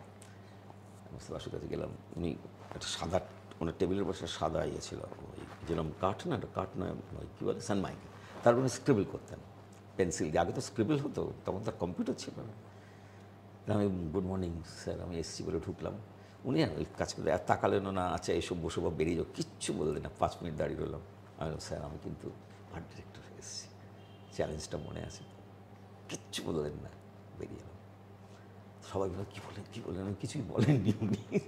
তারপরে অনেক আমি আমার নিজের এজেন্সি বানিয়েছি, থটশপ তৈরি করলাম, খুব সাকসেসফুল, অনেক অ্যাওয়ার্ড পাচ্ছি, কাগজে প্রায় বেরোয়। আমাদের ড্রাগ ক্যাম্পেইন যখন বেরোলো, এবং Rajiv Gandhi has pressed the campaign, যেরকম ভারতবর্ষে প্রথম ড্রাগের এগেনস্টে একটা ক্যাম্পেইন, প্রচুর অ্যাকোলেটস হ্যান ত্যান। তারপরে বরুণ চন্দ্র মাঝে মাঝেই বলতে দেখা হতো স্টুডিও ফুটে, দেখা হতো, তো বিরাট অ্যাডমায়ার হচ্ছে কানুবাসু। আমি তুমি কী বলছো বলে বিশ্বাস কর। আমি জাস্ট ক্যাজুয়ালি নিতাম। তো ঠিক আছে, একদিন গোলপার্কের মোড়ে সকালবেলা, সেদিন আমি গাড়ি নিয়ে যাইনি, কেন যাইনি জানি না, আমি ফিরবো বলে লেক গার্ডেন্সে থাকতাম, ওই রামকৃষ্ণ মিশনের উল্টো দিকে একটা মিনি বাস, লেক গার্ডেন্সের মিনি বাসে উঠে ফিরে আসবো। দাঁড়িয়ে আছে, তোমরা লোকজন দাঁড়িয়ে আছে, হঠাৎ দেখি একটা কোথা থেকে মৃত্যুঞ্জয় মৃত্যুঞ্জয় বলে কি ডাকছে, আমি দেখছি একটা ফর্সার মতন হাত নাড়ছে। দেন অ্যাম্বাসাডার, উনি সাদা অ্যাম্বাসাডার চড়তেন, খানিকটা গিয়ে ঠিক ওই সিটি কলেজের ওইখানটায় দাঁড়ালো, আর দেখি কানু বাসে নামছি। আমি না তাড়াতাড়ি গিয়ে আমি মানে তখন আমার কাছে এটা মনে হচ্ছে এটা কী হচ্ছে। আমি গিয়ে তাড়াতাড়ি প্রণাম করলাম। তখন মাথায় হাত দিয়ে বললেন, বড়দিনের সঙ্গে তোমার দেখা হয় না? কিছু বলে না? আমি হ্যাঁ বলে। তুমি বিশ্বাস করো না? আমি চুপ করে রইলাম। বলে আমি তোমার সত্যি great admire, you believe me. এখনই আমার ইমোশন হচ্ছে, আমি তখন দাঁড়িয়ে কাঁদছি রাস্তায়। বলে তুমি আরও বড় হবে, তুমি অনেক নাম হবে, I am very happy with you.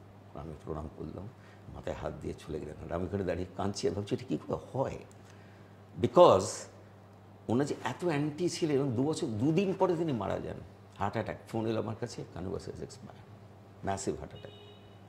এখন আমার কাছে আছে, বইতে গল্পটা আছে, আমার কাছে মনে হয় এটা কি সত্যি আমি বলছি না আমার একটা imagination, I don't know, but it happened, the same man, and that was my greatest reward in life. 2 গুণীজন এরকমভাবেই হয়তো একে অপরের সাথে থাকে। এবং তারপরে আমার এজেন্সি, পরের বছর আমার agency best agency of Calcutta হলো, এ ড্রাগ কোম্পানি, জাজ ফর সত্যজিৎ রায়। তো আপনাকে যে ব্রোশারের কথাটা বলছি, হ্যাঁ বলুন। সেখান থেকে, এবং এটা আমি অনেকে শুনেছি, জানি, ইনফ্যাক্ট আমাদের একজন বড় ফিল্ম ডিরেক্টর এরকম 3-4 বার করেওছেন, প্রমাণও আছে। এজেন্সির যারা ক্রিয়েটিভ মাইন্ড, তারা তো কোনো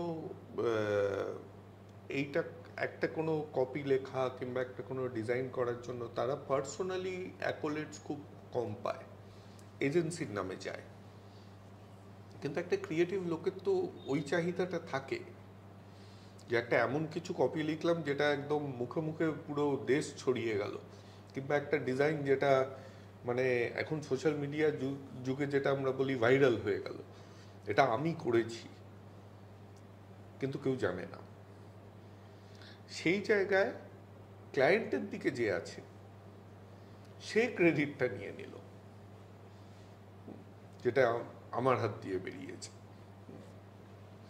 আমি এমন দেখেছি লোকে যে সাইকোলজিক্যাল ব্রেকডাউনও হয়েছে এইসব সময়। হতেই পারে, এবং এটা আমি খুব একমত আপনার সঙ্গে।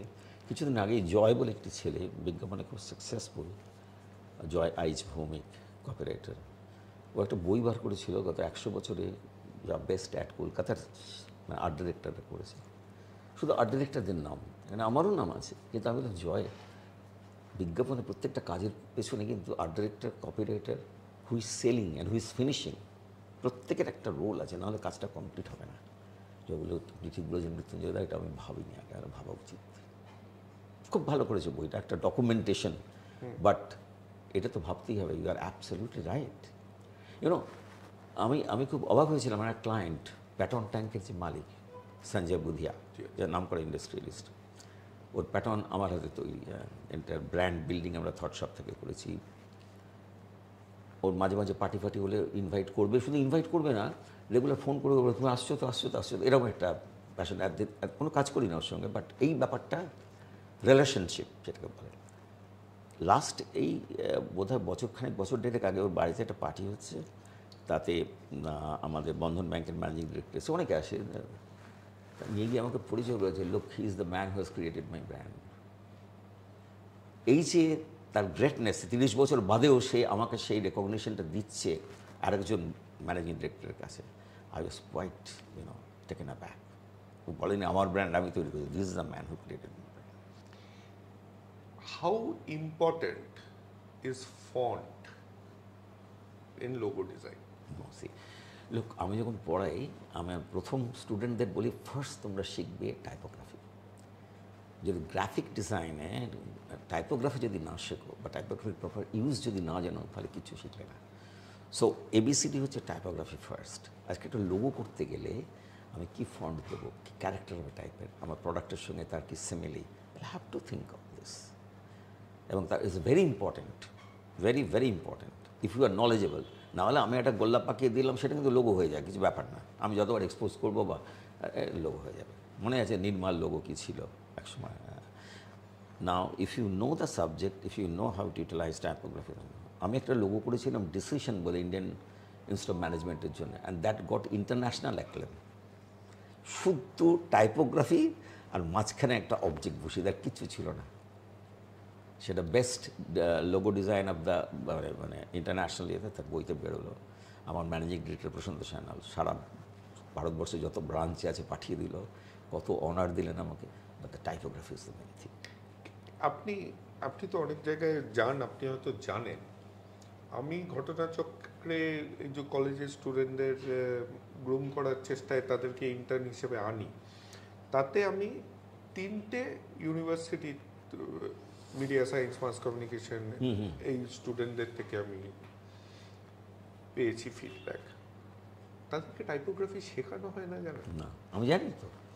আমি তো, আমার কাছে সেদিনও সেন্ট জেভিয়ার্সে পড়ছে, গ্রাফিক ডিজাইনের মাস্টার করছে। আমার কাছে যখন এলিমেন্ট টাইপোগ্রাফি কি জানো বলে, আমরা খুব বেশি কিছু জানি না বলে, তাহলে তুমি কিছুই জানি না। এখন ওকে টাইপোগ্রাফি শেখাচ্ছি আমি, অ্যান্ড শি ইজ এক্সাইটেড, এত ইন্টারেস্টিং বলে। হ্যাঁ, টাইপোগ্রাফি শুধু নয়, মানে সেন্টেন্সের মধ্যে যে দুম করে একটা ক্যাপস দিয়ে দিতে নেই, সে তো বটেই। এইটুকু এডিটোরিয়াল নলেজ না শেখালে এটা কী করবে? I am feeling bad for them. Lakh lakh টাকা দিয়ে এখন পড়াশোনা করে, জানে? অনেক টাকা। আমরা 24 টাকা 30 টাকা দিয়ে পড়াশোনা করেছি গভর্নমেন্ট কলেজে, আর এরা প্রাইভেট ইনস্টিটিউশনে আমি অবাক হয়ে যাই, 4 লাখ 5 লাখ, হয়তো কিচ্ছু শিখছে না। তার কারণ হচ্ছে তারা প্রপার ফ্যাকাল্টি রাখে না, because you have to pay they. সেই জন্যে আবল তাবল নিয়ে সেটা গেছে, তারা যেটুকু জানে সেটুকু শেখে। তাদেরও আমি দোষ দিই না, ওই মাস্টার ডিগ্রি আছে ঢুকবো। এবার আরেকটা ব্র্যান্ড যেটা তৈরি করেছিলেন তার সেইখানে আসি। মানে আমি তার আগে একটা আমার স্টুডেন্ট নিয়ে বলি, আমি খুব বলতে ভালোবাসি তার সম্পর্কে। সেও আমি যখন বিশ্বভারতীতে পড়াতাম তখন আমার স্টুডেন্ট ছিল।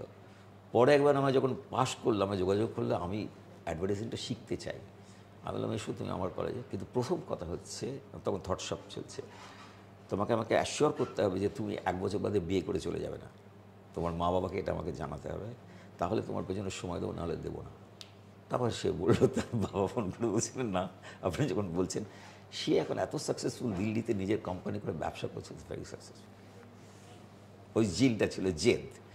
ওই জন্য এগুলো ভীষণ দরকার, জেল অ্যান্ড ওই ব্যাপারটা, আই ক্যান। তো আমাদের দর্শকের না অ্যাটেনশন স্প্যানটা একটু কম, মানে ডিজিটাল মিডিয়াতে আমাদের, মানে তুরি বাংলার নয়, এখন হয়ে গেছে। তো আমাদের কনস্ট্যান্টলি টপিক সুইচ করতে থাকতে হয়, না হলে হয় না। তো একটা গিমিক আজকাল শুরু হয়েছে যেটা র্যাপিড ফায়ার বলে। অবশ্য আমার প্রশ্নটা র্যাপিড ফায়ার গোছের হবে, আপনি যতক্ষণ ধরে পারবেন উত্তর দিতে পারবেন। ক্রিকেট খেলা দেখেন? তেন্ডুলকার না Gavaskar? Well, Gavaskar, because there is a story why Gavaskar. I liked him very much. Shooting করতে গেছি বোম্বেতে গাভাস্কারকে নিয়ে। সেটা ছিল একটা ফ্যাশন, এই shoes and shirts and trousers বা সামথিং একটা প্রোডাক্ট, কোনো একটা বড় কোম্পানি। তো গাভাস্কারের সঙ্গে যখন আগের দিন রাত্রিবেলা বোম্বেতে গিয়ে ফোন করলাম যে কালকে শুটিং আছে, বলে হ্যাঁ, you are from Calcutta, mister Chatterjee? Yes. বলে কাল এসো আমার বাড়িতে ব্রেকফাস্ট করে, তারপরে আমরা শুটিংয়ে যাবো। কারণ তোমার সঙ্গে গল্প করতে চাই খানিকটা আগে, শ্যুট করার আগে। তা আমি বললাম ব্রেকফাস্ট যাওয়ার মতো সময় আমার হাতে থাকবে না, কারণ আমার অনেকগুলো কাজ সেরে গিয়ে তোমাকে কালেক্ট করে আমি চলে যাবো। আমাদের গাড়ি যাচ্ছে, গাভাস্কারের জন্য স্পেশাল গাড়ি, লাক্সারি গাড়ি ফাড়ি ঠিক হয়েছে। তখন গাভাস্কারের দ্য টপ অফিস। আমি গেলাম, তো গিয়ে গাভাস্কার বললো না তোমার গাড়িতে যাবো না, আমার সানি গাড়িতে যাবো। ওর একটা ফিয়েট ছিল পেছনে, সানি লেগে, ওটা একটা আইকনিক গাড়ি, প্রিমিয়ার পত্রিকা। হ্যাঁ, বলে তোমার গাড়ি আসুক পেছু পেছু, তুমি আমার সঙ্গে চলো, অনেক গল্প করতে। ওই রাস্তাটা আমরা গল্প, অনেক দূরে বোম্বেতে কোথায়, সেই যেখানে নেভাল এটি আছে সেসব জায়গায় যেতে। তা সারা রাস্তা গল্প করেছে, খুব সুন্দর, মানে ইজ সাচ এ জেন্টলম্যান। খুব বাজে অভ্যেস, কিন্তু না করে পারছি না। এটা কি গাভাস্কার, সন্দীপ পাতিল?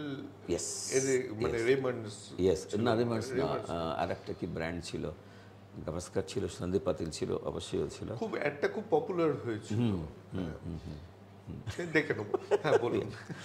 তো খুব আর কলকাতা থেকে এসছি শুনে ভীষণ খুশি, মানে Kolkata I love Eden and all this things, অনেক স্টোরি শুনতে শুনতে গিয়ে পৌঁছে তো শুটিং আমরা সাইট ঠিক করছি, ফটোগ্রাফার এলাহি ব্যাপার, যা খাওয়ার দাওয়ার হ্যাঁ প্রচুর টিম যেত তখন একটা।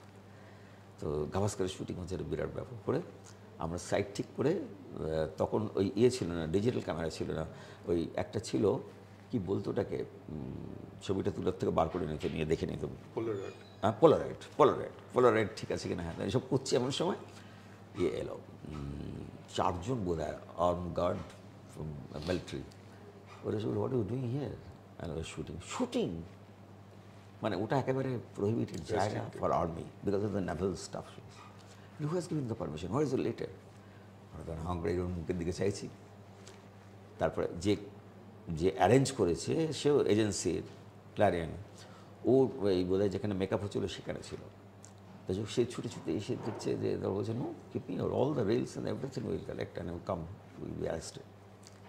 আমি তখন ভয় পেয়েছি এবার কী হবে। একটু পরে দেখি গাভাস্কা ছুটতে ছুটতে আসছে, হাফ মেকআপ, হ্যাঁ ট্রাউজারটা পরে যে শার্ট পরে ওই সে দাঁড়াতেই না, এটা বলে গাভাস্কার সব আপ হিয়ার, বলে হ্যাঁ আমার শুটিং চল রা হ্যায়, all my friends you know they are just up হয়ে গেছে। তখন পাতিলে চলে এসছে, ওরা না মানে ওভারওয়েলমড, ওরা বলে নিয়ে চালিয়ে ছেলে ছেলে বলে আমরা এখন গার্ড দিচ্ছি তো অন্য গার্ড এসে তোমাদের কিছু না করে। This is Gavaskar, this is Gavaskar, ওর কি দায় ছিল এরকম পাশে। এবং শুটিং হয়ে যাওয়ার পর যাওয়ার সময় ওর গাড়িতে চলে গেল, আমরা আমাদের টিম আসবো, আমাকে কার্ড দিয়ে বললো যখন ইডেন আমি খেলতে যাবো তুমি এসো, তুমি আমার গেস্ট, তুমি এটা দেখাবে, তুমি আমার guest. So I was very much touched and overwhelmed, so have to be Gavaskar. এবার আরেকটা জিনিসে আসি, অ্যাডের নিয়ে। জানি দুটোই দরকার, কিন্তু তাও কপি না art? Made for each other. তাও যদি বন্দুক দেখিয়ে বলি একটা ওই সরি, ক্রিয়েটিভিটিতে copy and art will go hand in hand. কেন ওরা একটা অ্যাপয়েন্টমেন্ট অ্যাড দিচ্ছিল HMB FM, RPGর আন্ডারে তখন FM লঞ্চ হবে, so they are looking for music taster. And শুধু HMB লঞ্চ না, তখন HMB use to buy songs from the music from the operation, মানে যে একটা ফিল্ম করছে ফিল্মের আগে গানগুলো তৈরি হয়ে যেত, সেই গানগুলো লক্ষ কোটি টাকায় বিক্রি হয়। এই যারা সিডি তৈরি করতো HMB কোম্পানিও, এরা কিনে নিত, কিনে নিয়ে সেটা বাজারে ছাড়তো, 2 কোটি টাকার গান কিনে 10 কোটি টাকা প্রফিট করতো, এটা বিগ বিজনেস। তা সেই জন্য একটা মিউজিক টেস্টার দরকার। ম্যানেজিং ডিরেক্টর সুমন্ত্র দেখে ব্রিফটা করে বললো দেখো আমার একটা মিউজিক টেস্টার দরকার। নাও সি, আমি আমার কপিরাইটার দুজনে গেছি, বেরিয়ে আমি বললাম যে মিউজিক টেস্টার যদি এই লাইনটা হয়, do you have a nose for music? সে বললো ফ্যান্টাস্টিক। গাড়িতে আস্তে আস্তে কিন্তু তখন আমার বলছে ভিজুয়াল কী হবে? আমি ভিজুয়াল শুধু একটা লাইন ড্রয়িং করবো, চলো তোমায় দেখাই।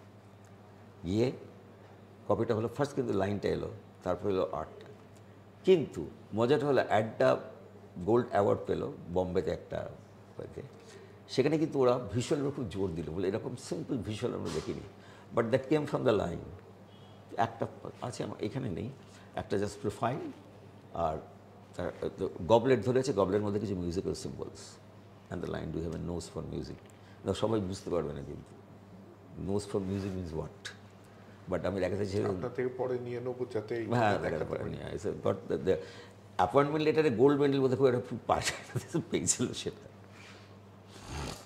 এবার আপনার কাজের ওইতে আসি, আপনার প্রেফারেন্স ক্লায়েন্টের সাথে মিটিং করা না টিমের সাথে ব্রেনস্টর্মিং করা?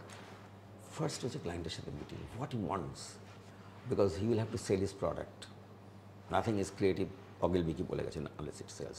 So you must understand what he is looking for, and then brainstorm কী নিয়ে করবে, ওর নিডটা নিয়ে তখন ব্রেনস্টর্ম করতে হবে যে দিস ইজ ইজ নিড।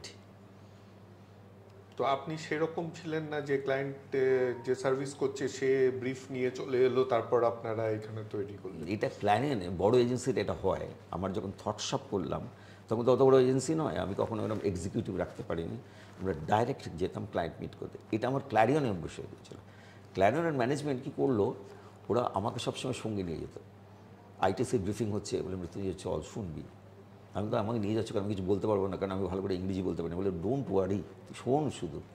এই করে করে আমার অভ্যেসটা ওরা তৈরি করে দিয়েছিল। এবং ইভেন দেন আমার স্পোকেন ইংলিশ শেখাতে ক্ল্যারিয়ান আমাকে ওই তখন একটা কি অর্গানাইজেশন ছিল, সেখানে ভর্তি করলো যে মাস্ট লার্ন, কারণ তোর ফিউচার অনেক।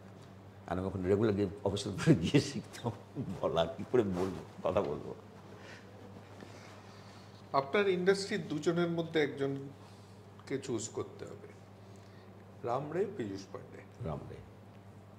কারণ আমি বলবো, আমি কলকাতার ছেলে, আমি কলকাতার বিজ্ঞাপন জগৎটাকে বেশি পছন্দ মনে করি। Piyush Pandey is a highly merited person, no doubt about it, great respect. But আমি কেন রামকে রাখবো? রাম কলকাতা শহরে বিজ্ঞাপন করা শিখিয়েছে, ক্লায়েন্ট হ্যান্ডলিং শিখিয়েছে। যারা রামকে ফলো করেছে তারা জানে। সুতরাং Ram was a, I always give points to Ram as a Calcuttan, no doubt. Piyush পান্ডের কথায় যখন এলাম, আপনি কোনোদিন কোনো পলিটিক্যাল পার্টির জন্য ক্যাম্পেইন করেছেন? না, না, অফার এসেছিল কিন্তু করিনি কোনো পলিটিক্যাল পার্টির জন্য। পরের প্রশ্নটা ওটাই ছিল, এলে করতেন? হয়তো করতাম প্রফেশনাল হিসেবে, বাট সেটা যে কী করতাম, তার কথা শুনে করতাম কি করতাম না আমি জানি না, বা সে নিত কি না।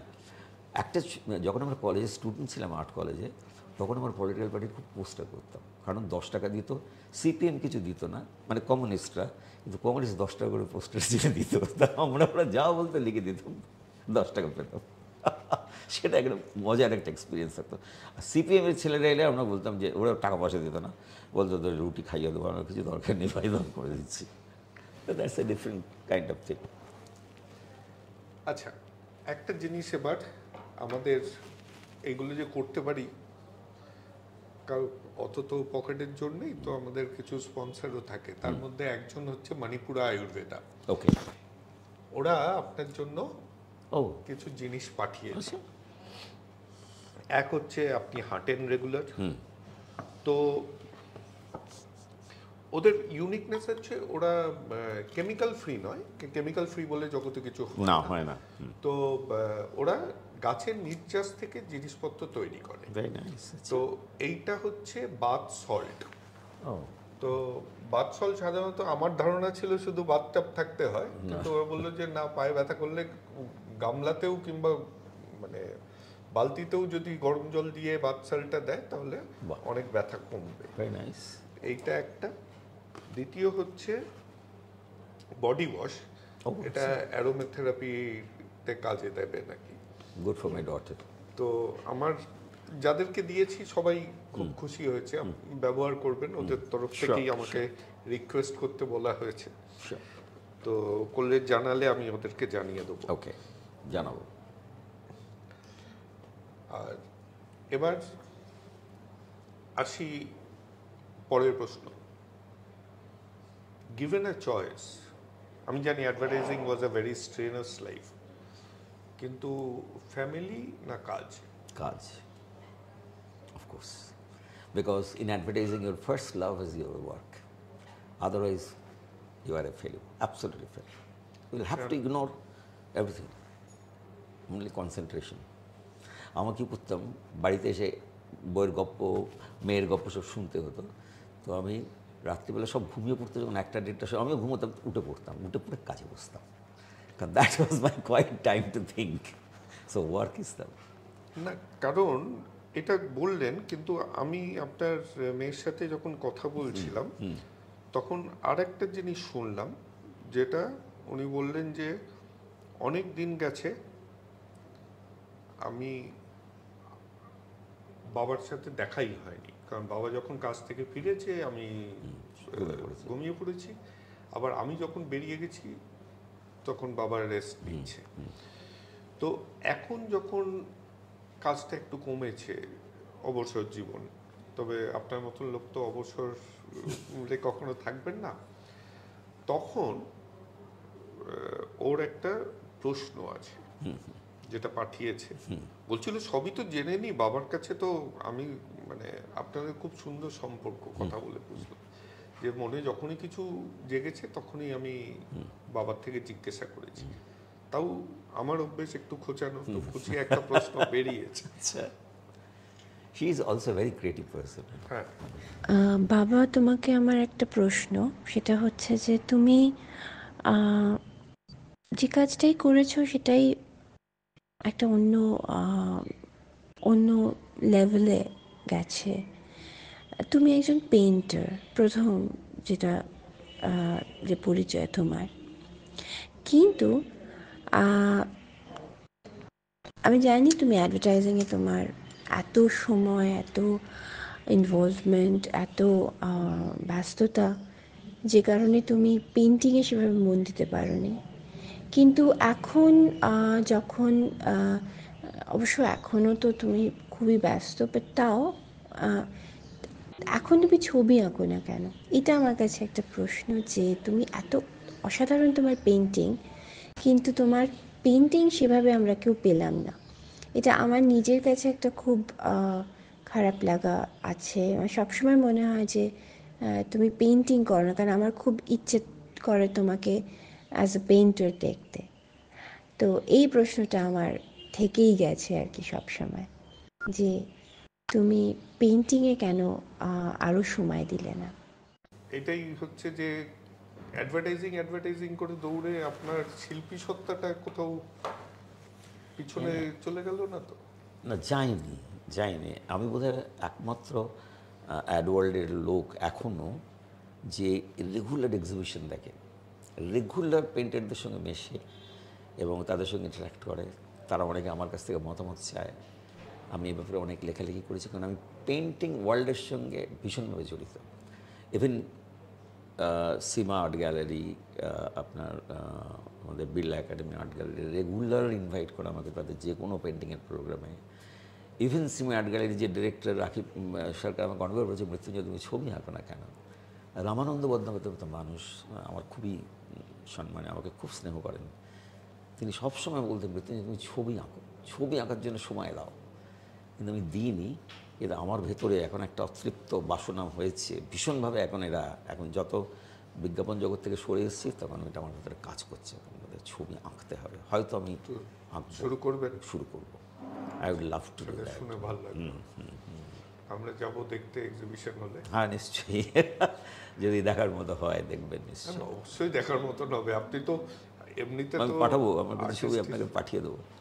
কারণ আমি মাঝখানে মানে অ্যাডভার্টাইজিং থেকে ছেড়ে আসার আগে 2018-তে ছাড়লাম, 15-তে ললিত কলাতে আমি অ্যাডমিশন নিলাম, যেখানে সব বাচ্চা বাচ্চা ছেলেমেয়েরা ছবি আঁকে বা প্র্যাকটিস করে।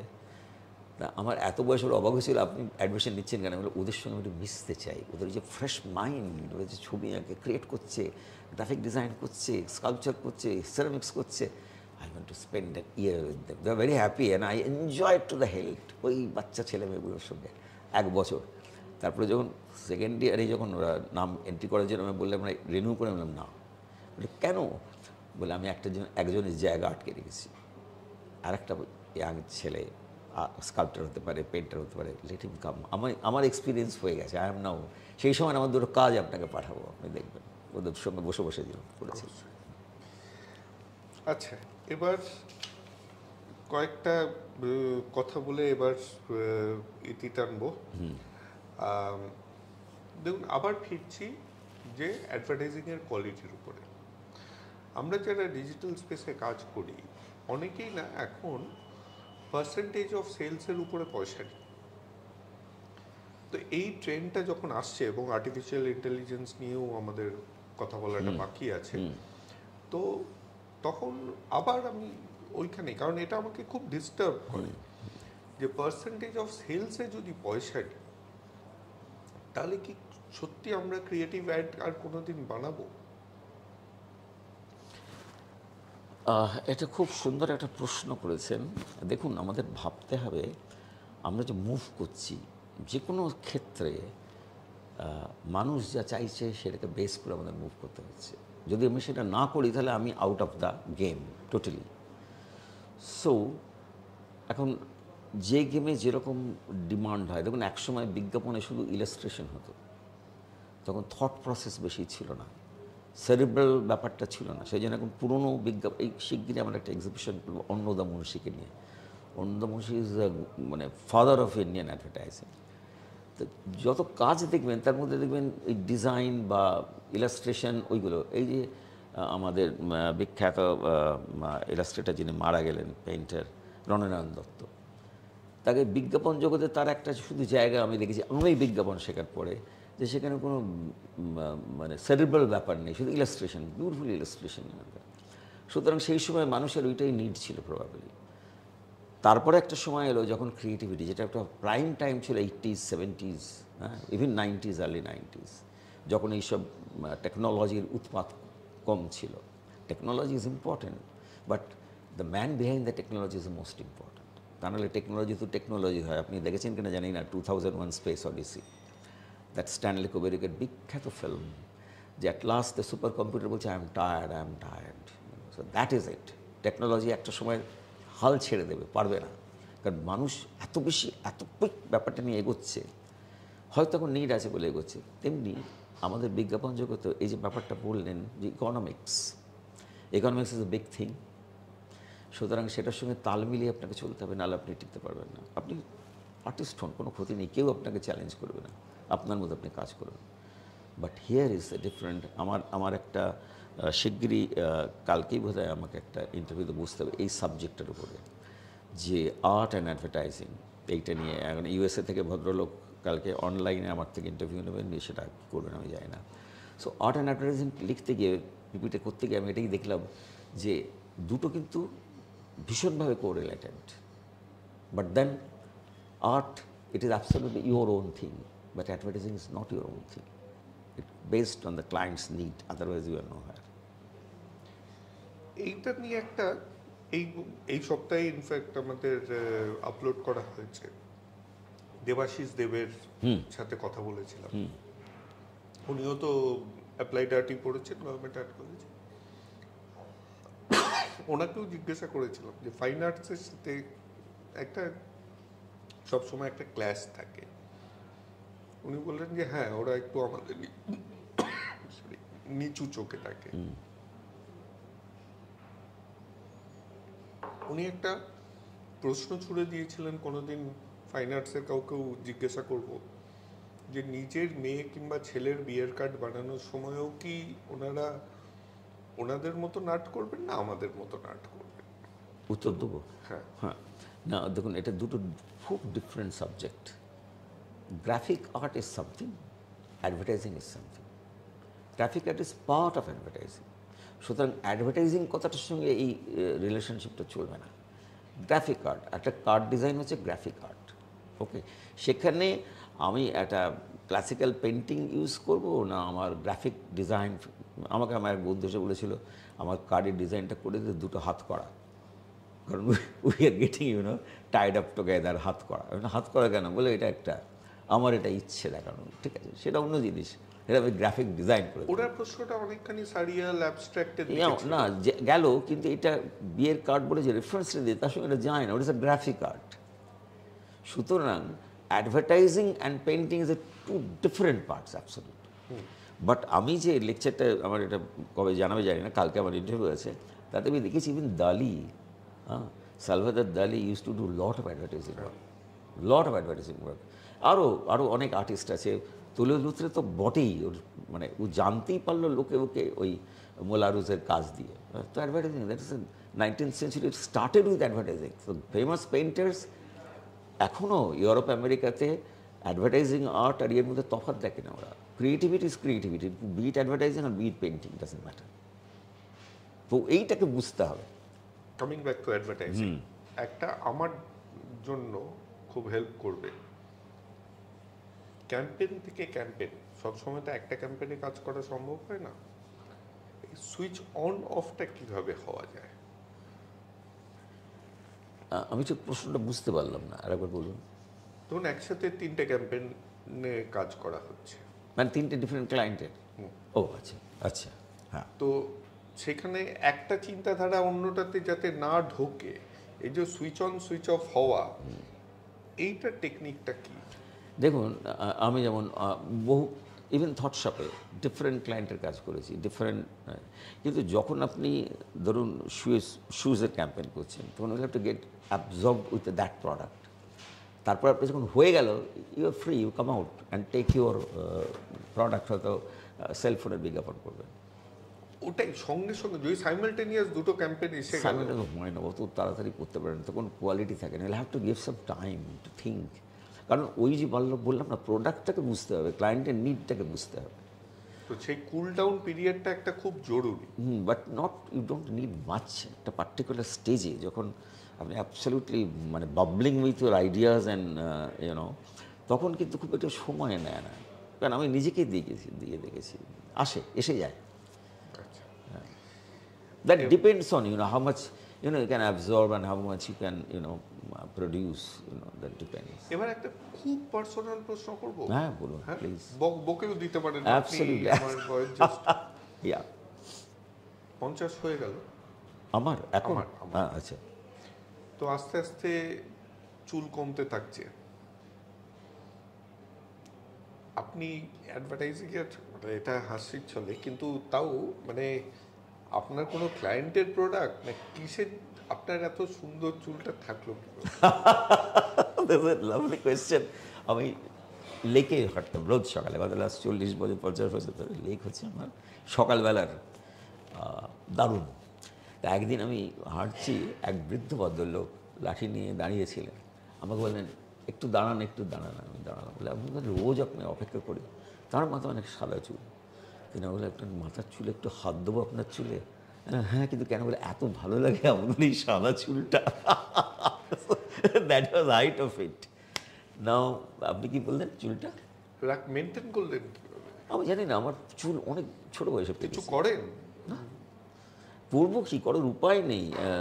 আমার প্রায় 25-26 বছর থেকে আস্তে আস্তে গ্রে হতে শুরু করে চুল। লোকে বলতো গ্র্যান্ড মাদার্স ব্লেসিংস। গ্রে হোক, কিন্তু উঠছেও তো না। না, তো কী হলো, মাঝখানে একটা খুব মজার গল্প আছে। আমি নানা জায়গায় চুল কাটতাম। তা আগে খুব বম্বে যেতাম, দিল্লি যেতাম, ওখানে 5 স্টারে থাকতাম, ওখানে 5 স্টার সেলুনে চুল কাটতাম। পরে ওই যাওয়াটা যখন কমে গেল, তখন আমি কলকাতাতে খুঁজতে শুরু করলাম। রাস্তা স্ট্রিটে একটা সেলুন আছে, চাইনিজ ভদ্রলোক, একটা বয়স্ক ভদ্রলোক চুল কাটতেন, ভীষণ সুন্দর। মানে ও মাথায় হাত দিলে আমার একটা আরাম হতো। আর ও বলতো, তোমার চুলে হাত দিতে আমার খুব ভালো লাগে। তো সেও হঠাৎ হার্ট অ্যাটাক করে মারা গেল। তখন আমি খুঁজছি কোথায় যাই। তো বেনু সব্যসাচীর নাম শুনেছেন, আমাদের অ্যাক্টর, বিখ্যাত অ্যাক্টর। সব্যসাচী তো খুব বিখ্যাত হয়ে গেছে। ওই কি যখন সিরিয়ালটা টেলিভিশনে হতো, খুব নাম করা গোড়া। তো আমরা একটা বাড়িতে থাকতাম। তাই ওর খুব সুন্দর চুল। আমি ওটা বেনুকে বললাম, বেনু তুই কোথায় চুল কাটো? বলো, মৃত্যুঞ্জয় আপনি এখানে যাবেন না, আপনি 5 স্টার চুল কাটেন। ও একটা ইটালিয়ান সেলুন আছে হাজরাতে, সেখানে চুল কাটে। আমি বলো না কোথায়? ঠিক ওই ক্যান্সার হসপিটালের পাশে হরগৌরী নাকি একটা মিষ্টির দোকান আছে, তার পাশে গিয়ে একদিন অফিস থেকে বেরোর সময় গাড়িটা থেকে নেমে দেখলাম, হ্যাঁ, টিপিক্যাল ইটালিয়ান সেলুনই বটে, ভেঙে পড়া বাড়ি, আর সেই সুইং ডোর, বিগল পাখি। তা আমি গলা বাড়িয়ে দেখলাম, নারায়ণবাবুও বলেছিল আমি নারায়ণবাবুর কাছে চুল কাটে। আমি গলা বাড়িয়ে দেখছি এরকম পাশে শাড়ি, ওই চেয়ার সব বসে কুচকুচ আওয়াজে চুল কাটছে। তা আমি গলা বাড়ি বললাম, নারায়ণবাবু কেউ আছেন? তা দেখলাম একজন মাফলার পরে মুখে একটা বিড়ি, লম্বা মতন ভদ্রলোক, মাথা এক মাথা টাক। আমায় বললেন, কী ব্যাপার? আমি বললাম, আমি একটু নারায়ণবাবুর হাতে মাথাটা দিতে এসেছি। তো ভদ্রলোক বললেন, রেফারেন্স আছে? আমি বললাম, হ্যাঁ, গোড়া, বসুন। বসলাম, এক কাপ চা এলো, ঠিক আছে। তারপরে ওনার হাতে যখন মাথাটা দিলাম, উনি চুল ফুলগুলো বললেন, রং করবেন? আর আপনি যদি মনে করেন রং করে দিন, আপনার চুলে আমি কোনো দিন হাত দেবো না যদি আপনি রং করেন।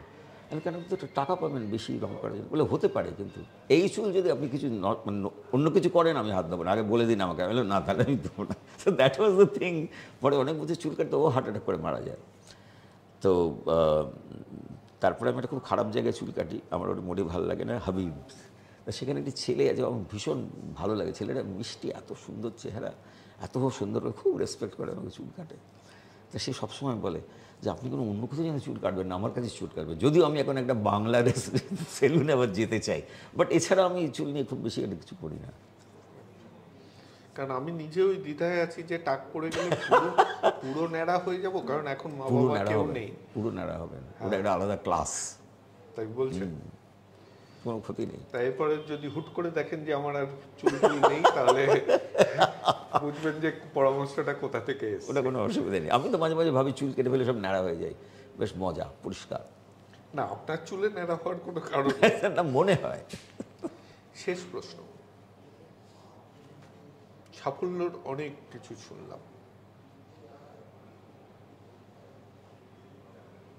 যেটা আমরা বলি কনফেশনস অফ ফেলিয়ার, কোর্স এইটাতে কোনো এমন গল্প আছে যেখানে আপনি যেটা চেয়েছিলেন সেটা হয়ে ওঠে? না, দেখুন আমার লাইফের ডিমান্ড খুব কম ছিল।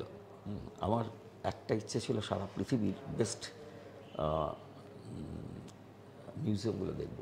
ওই পেন্টিং সবসময় মাথার ভেতর ঘুরে বেড়ায়, যেটা করতে পারিনি। কারণ একবার যদি আপনি অ্যাডভার্টাইজিং প্রফেশনে ঢুকে নেন, ফুললি হয়ে যান, অ্যাবজর্বড হয়ে যান, তাহলে কিন্তু অন্য কিছু করার সময় থাকবে না। কারণ পরপর ক্লায়েন্ট আসছে, পরপর বিজনেস হচ্ছে। আমি থটসব যখন নিজের কোম্পানি করলাম তখন আরও বেশি ঢুকে গেলাম। কারণ তার শুধু কাজ নয়, তখন একটা এজেন্সি চালানোর রেসপন্সিবিলিটি, আর একটা এটা ভীষণ ক্রিটিক্যাল ব্যবসা। কারণ ক্লায়েন্ট টাকা দিল না, কিছু যায় আসে না, বাট আপনাকে করতে হবে। News paper payment, 60 days payment, এসব অনেক ভাবতে হতো।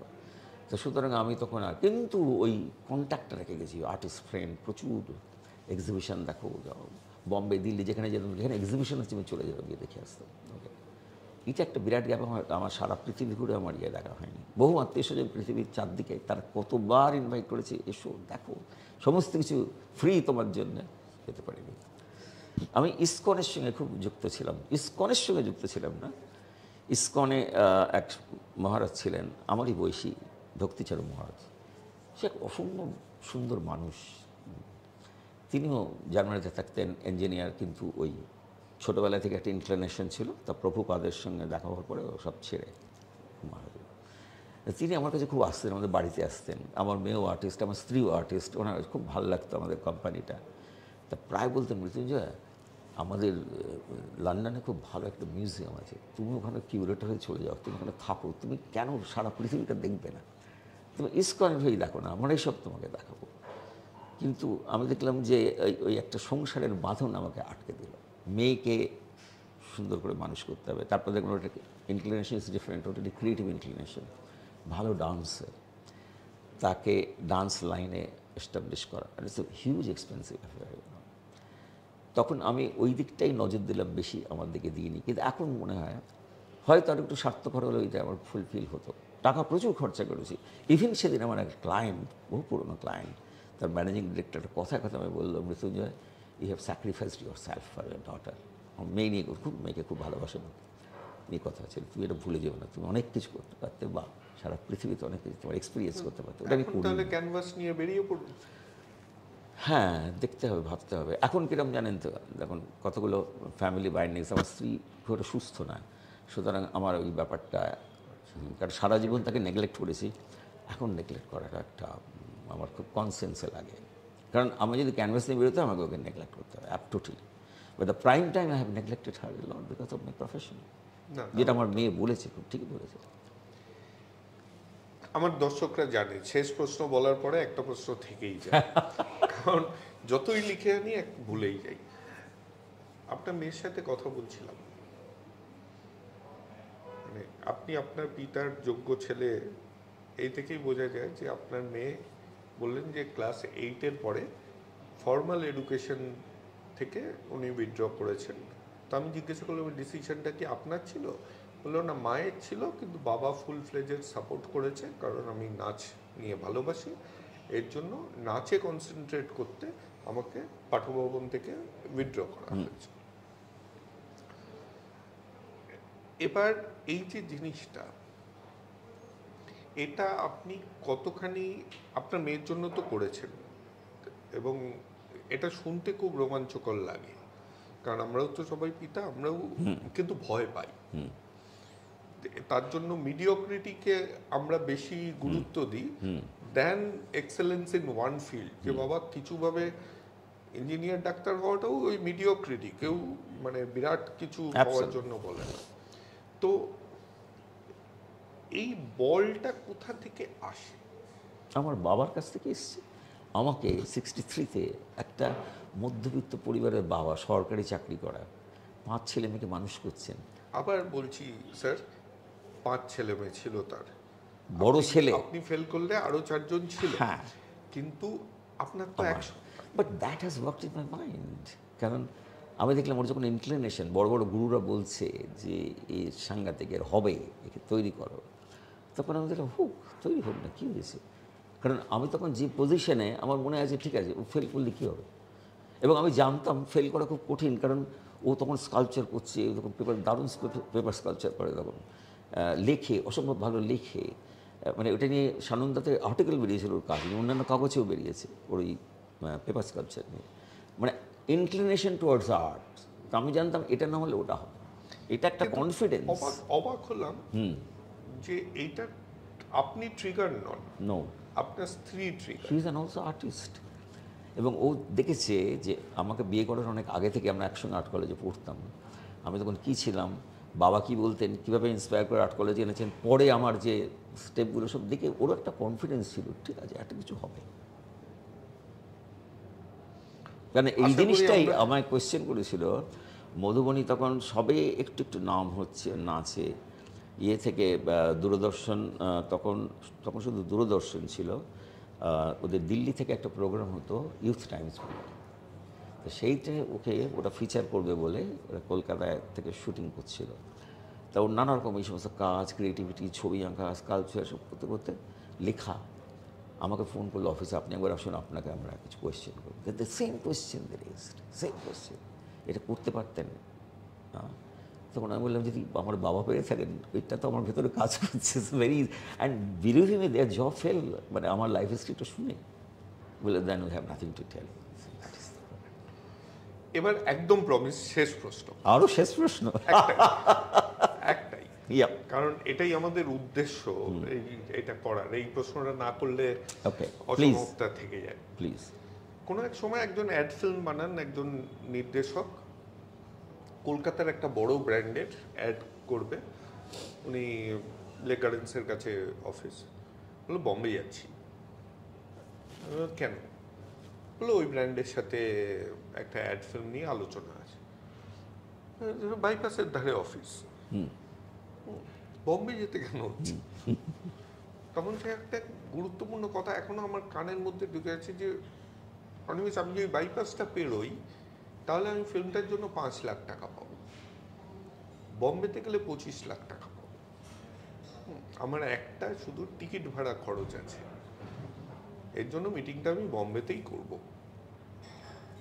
এই যে একটা চিন্তাধারা কলকাতার, এটা আগের কলকাতার যেই গৌরব ছিল অ্যাডভার্টাইজিংয়ের, সেটার একদম এগেনস্টে যায়। আপনার কি মনে হয় যে এই দিনটা কলকাতা আবার ফেরত পাবে, যেখানে লোকে কলকাতা থেকেও অ্যাড করাতে অত টাকা খরচ করবে এবং ওই রকম গর্ব? কারণ আমি যেটা জিজ্ঞাসা করছি বলছি, ওই যে পার্টিতে বলবে ইয়ে অ্যাড মে মুম্বাই সে করওয়াকে লেকে আয়া, এটা অ্যাডের কোয়ালিটির সাথে কিচ্ছু নয়, পার্টিতে ব্র্যাগ করার ব্যাপার। তো সেই রকম জায়গা কি কলকাতা আবার পৌঁছাতে পারবে, যেখানে এই ব্র্যাগিং ব্যাপারটা চলে গিয়ে কলকাতাতেও অ্যাড করেছি মানে ভালো অ্যাড? দেখুন, এটা তো এন্টায়ার সিচুয়েশনের উপর ডিপেন্ড করছে, সেই সময় আর এই সময় ভাবুন। এখন আপনি সারা পৃথিবীতে ঘোরার কিছু দরকার নেই, আপনি কলকাতায় বসে এমন কাজ করতে পারেন যে পৃথিবীর যে কোনো জায়গায় প্রেজেন্ট করতে পারেন। Technology is in your hand, তখন টেকনোলজি হাতে ছিল, 1 নম্বর। 2 নম্বর, একটা ক্রেজ ছিল, হ্যাঁ বম্বেতে কাজ করলে অনেক বেটার হবে, এবং সেটা অমূলক নয়। এখানে বহু কাজ আমিও তখন ফিল্ম করতাম, এখানে শুটিংটা করে বম্বে থেকে এডিট করেছি, ওই এডিট ইয়েটা এখানে ছিল না, অত ফ্যান্টাস্টিক এডিট কোয়ালিটি এখানে ছিল না, নো ডাউট। আচ্ছা, অনেক স্পেশাল এফেক্ট তখন কলকাতায় ইন্ট্রোডিউস হয়নি, কলকাতা স্টুডিওতে, বা কলকাতায় তখন এত স্টুডিও ছিল না। তারপরে আমার মনে হচ্ছে অ্যাড ফিল্ম, অ্যাডভার্টাইজিংয়ের জন্য ভয়েস দিতে আমাকে নিয়ে গেছে ইয়েতে HMV, দমদমে HMV স্টুডিও, তখন ভয়েস রেকর্ডিং হতো অ্যাডভার্টাইজিং ওই রেডিও জিঙ্গল বা এই সমস্ত জন্য। এখন কি ভাবতে পারেন সেটা? এখন ঘরের দরজায় দরজায় একটা করে স্টুডিও হয়ে গেছে। সুতরাং এটার একটা প্রয়োজন ছিল, নো ডাউট। ফিনেস কাজের মধ্যে যদি আমরা বহু ফিল্ম বম্বেতে গিয়ে বসে করিয়েছি, মানে ওই এডিটিং বা ওই স্পেশাল এফেক্ট দিতে হবে, সেটা কলকাতায় দেখুন, কলকাতায় প্রচুর ট্যালেন্ট আছে, নো ডাউট। আজকাল অডিওভিজুয়াল মিডিয়ামে প্রচুর ট্যালেন্ট, ভালো ভালো কাজ করছে, কিন্তু এখানে একটা সোশিও ইকোনমিক বা পলিটিক্যাল প্রবলেম আপনাকে ভাবতে হবে। আপনি কি করে ভালো কাজ করবেন, সুযোগ কোথায়? বড় বড় ইন্ডাস্ট্রি কলকাতায় নিয়ে তারা চলে যাচ্ছে, যা ছিল তা সব ঝর্তি পড়তি। এখন মেনলি হচ্ছে ট্রেডার্স মার্কেট কলকাতায়। বিজ্ঞাপনে শুধু যারা বাড়ি তৈরি করছে আর যারা এইসব রেসর্ট ফেসর্ট করছে, এই তো বিজ্ঞাপন দেখবেন, কোথায় বিজ্ঞাপন? দু চারটে যারা আছে স্যার তারাও তো করাচ্ছে না। তারা করাচ্ছে না, তাদের মাইন্ডসেট চেঞ্জ হয়ে গেছে। আপনি এখন দেখবেন যে ক্রিয়েটিভিটি ব্যাপারটাই ভাবছে না ক্লায়েন্ট। ওই যে বললেন চট করে একটা কিছু করে দাও যাতে আমি মার্কেটে এটা ছাড়বো। বা আমার মনে আছে ইয়ের কাজ করছি, আনন্দবাজারের স্পন্সর করলো অরূপ সরকার, সেন্ট জেভিয়ার্সের 125 ইয়ার সেলিব্রেশন হচ্ছে। বিরাট ব্যাপার, হ্যাঁ বিশাল ব্যাপার। তো থটশপকে কাজটা উনি দিয়েছেন, দিয়ে শুধু ব্রিফ করেছিলেন আমি একটা ভালো কাজ চাই, হিস্টোরিক্যাল ডকুমেন্টেশন, দ্যাটস অল, আর কিছু বলেনি। এবং সারা কাজটা প্রচুর লক্ষ টাকার কাজ ছিল। এবং সেটা যখন প্রেজেন্টেশন হয় প্রেসিডেন্ট অফ ইন্ডিয়া থেকে আরম্ভ করে সারা ভারতবর্ষের যারা সেন্ট জেভিয়ার্সের সঙ্গে জড়িয়ে তারা ছাড়া cream the cream 15,000 audience Saint Xavier মাঠে হয়েছিল।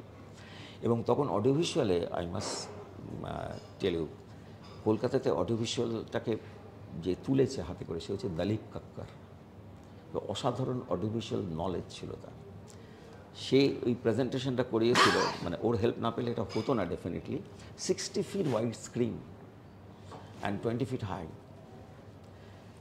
অডিয়েন্স 15,000। অ্যান্ড তখন কিন্তু এইসব ক্যামেরা নেই, এইসব কেরুসেল স্লাইড দিয়ে সে অডিও ভিজুয়ালটা করা হয়েছিল।